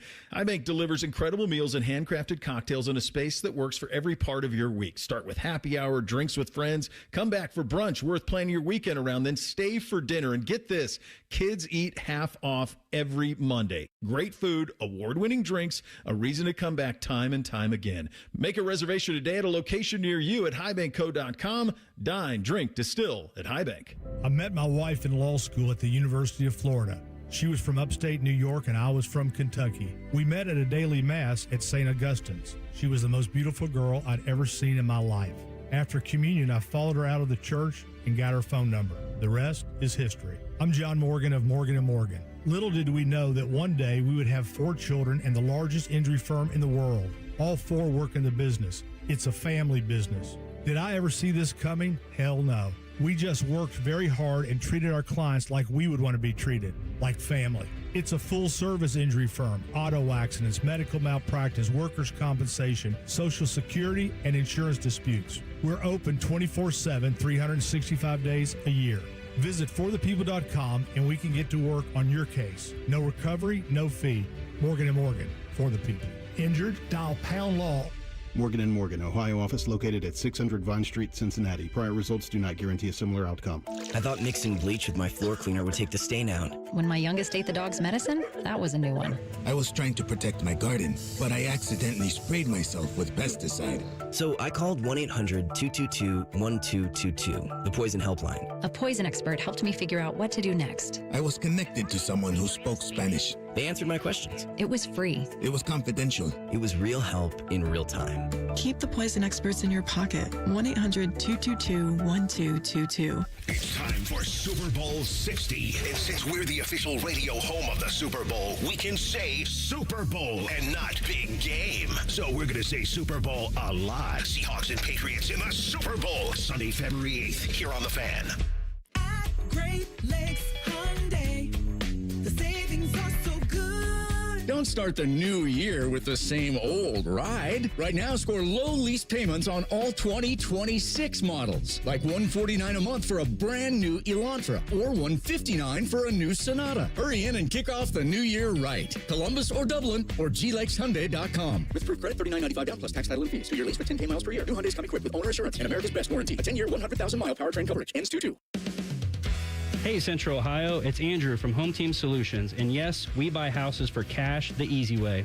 We've been buying houses for over 20 years and we've seen it all. Whether you've inherited a property, you're behind on payments, the house needs work, or just want to avoid the hassle of listing, we've got you covered. No repairs, no clean out, no stress, just a fair cash offer and you pick the closing date. We've helped hundreds of homeowners sell fast and hassle-free, and we're proud to have 5-star reviews all across Central Ohio and an A+ rating with the BBB.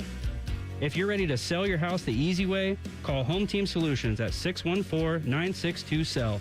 That's 614-962-7355, or visit us online at selltohometeam.com. Home Team Solutions, local, trusted, and family-owned. Again, that's 614-962-SELL. 614-962-7355 or selltohometeam.com. All your favorite fan shows are available when you want them. Head to 971thefan.com and hit that subscribe button. The Fan, Ohio sports destination. During weekend programming, pants are optional. Look at my butt! However, leather chairs may have been a bad choice. You're listening to Fan Sports Saturday. Yes, you are. Reiser and Tito, Nate with you until noon. Got some Infinity Sports Network radio from noon to 1 o'clock. Do we? And then Brandon Beam will be in to warm you up gently for Ohio State and Wisconsin. Network coverage 1:15.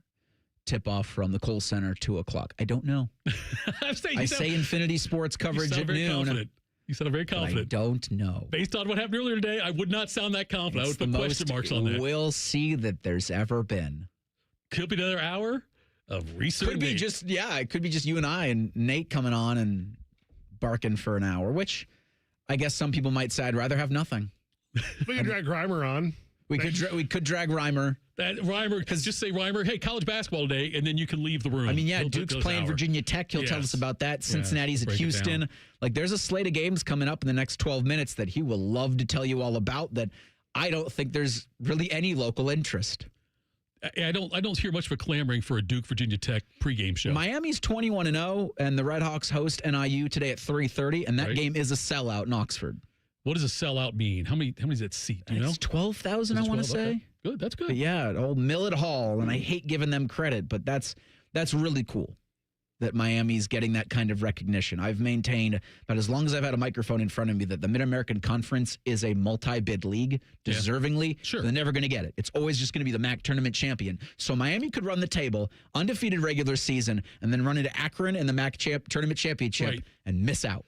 No. You tell Miami has one loss? No, they have this no season. losses. They're 21-0. That would be their only loss. Okay, they have one loss. They're in. Okay. There's no way to keep out a MAC team. I agree with you, but the MAC rarely gets more than one bid. Right, but I would think even a three-loss I'd have to go back MAC and look team, at the last time the MAC got two bids. If the MAC had a runner-up with 3 losses in the entire season, I would think they would get in. Like a 28-3 team or something like that. 26-3, whatever record would be. Nice, you got those dang bid stealers from like the Big Ten, which Ohio State probably hopes to be. They can get a big quad 1 win today in Madison. Looks like Gabe Cupps is available. Christoph Tilley, Devin Royal, both questionable. It has been since 1999 the MAC got multiple bids. Right. And would that have been a Kent State team? No, it might. I'm trying to think. Believe you even can come up Antonio with Gates, Kent State Golden Flashes. It was Kent State got in. They were the MAC tournament champion, though, right? Yes. And then did you? I can't. Miami got the at-large. So it'd be something like that this season. I mean, even Kent State's good this season. Ohio's sitting there at 500. Go Bobcats. If I could sell an NFL team, I would make it a point to go around every MAC basketball arena and watch a game. Yeah. I love the Convocation Center. Convo is wonderful. It is. It's really good. So many good memories there. And now I want to go to Miami. Some of them basketball game. Oh, here we go. Because the Convo is mostly dorms. Yeah. Or dorms around it. The Shell, there's dorms, and there's basketball, obviously. Right. And it's sometimes unlocked. A lot of times unlocked, or at least when I went there. Probably now if you're dealing with students that live there, probably the security is a little tougher. So if you know somebody who lives in the Convocation Center, you're able to get in, maybe knock some shots off. Yeah. Maybe have a couple of brews. Look at this. Maybe. I'm not saying, and I'm not condoning it, but that, might have happened feels like you condoned it. Feels like you encouraged it. At the Kohl Center today, there's a basketball game. Yes. Last time Ohio State won a game at the Kohl Center was 2021. This is from Adam Jardy. They won a game in the pandemic that was played in an empty arena. Before that, it was 2017, December 2nd of that year, where the Buckeyes won at the Kohl Center. They've lost their last 3 in Madtown. And Wisconsin and Ohio State are in a similar spot in the Big Ten. I think the Badgers have won their last 4. Ohio State with, one, they beat Penn State. Right. And so you have Michigan, nobody expects them to win, but this is an opportunity for Jake Diebler to quad 1 win, then have some momentum, because I think you do have Michigan next Sunday. And that game's at the Schottenstein Center. Right. I don't expect to win there, but you're hoping a similar performance to what you had in Ann Arbor last week. If Tilley and Royal are both out, you're not beating Wisconsin. I don't think so either. They're questionable. They've got Wisconsin's got that 7-footer, 235 They have pounds. true size. Yeah. And that guy can shoot from the outside too, which is the same thing Illinois could do to Ohio State, which is what hurt them. Same thing Michigan could do to Ohio State, and that also hurt them. But a team like Illinois that has the bigs that are athletic, can shoot threes, that's the same. Wisconsin's got one of those too, and that's going to be an issue if both those guys are out. I was trying to think of the game before Michigan. You're at Maryland Thursday night. Okay. So if you're able to stack 3 in a row going into that game where you're hosting Michigan, some good opportunity. But yeah, 2017, the last fans in attendance game at the Kohl Center for Ohio State to pull off a win. Blue Jackets also have an opportunity to stack.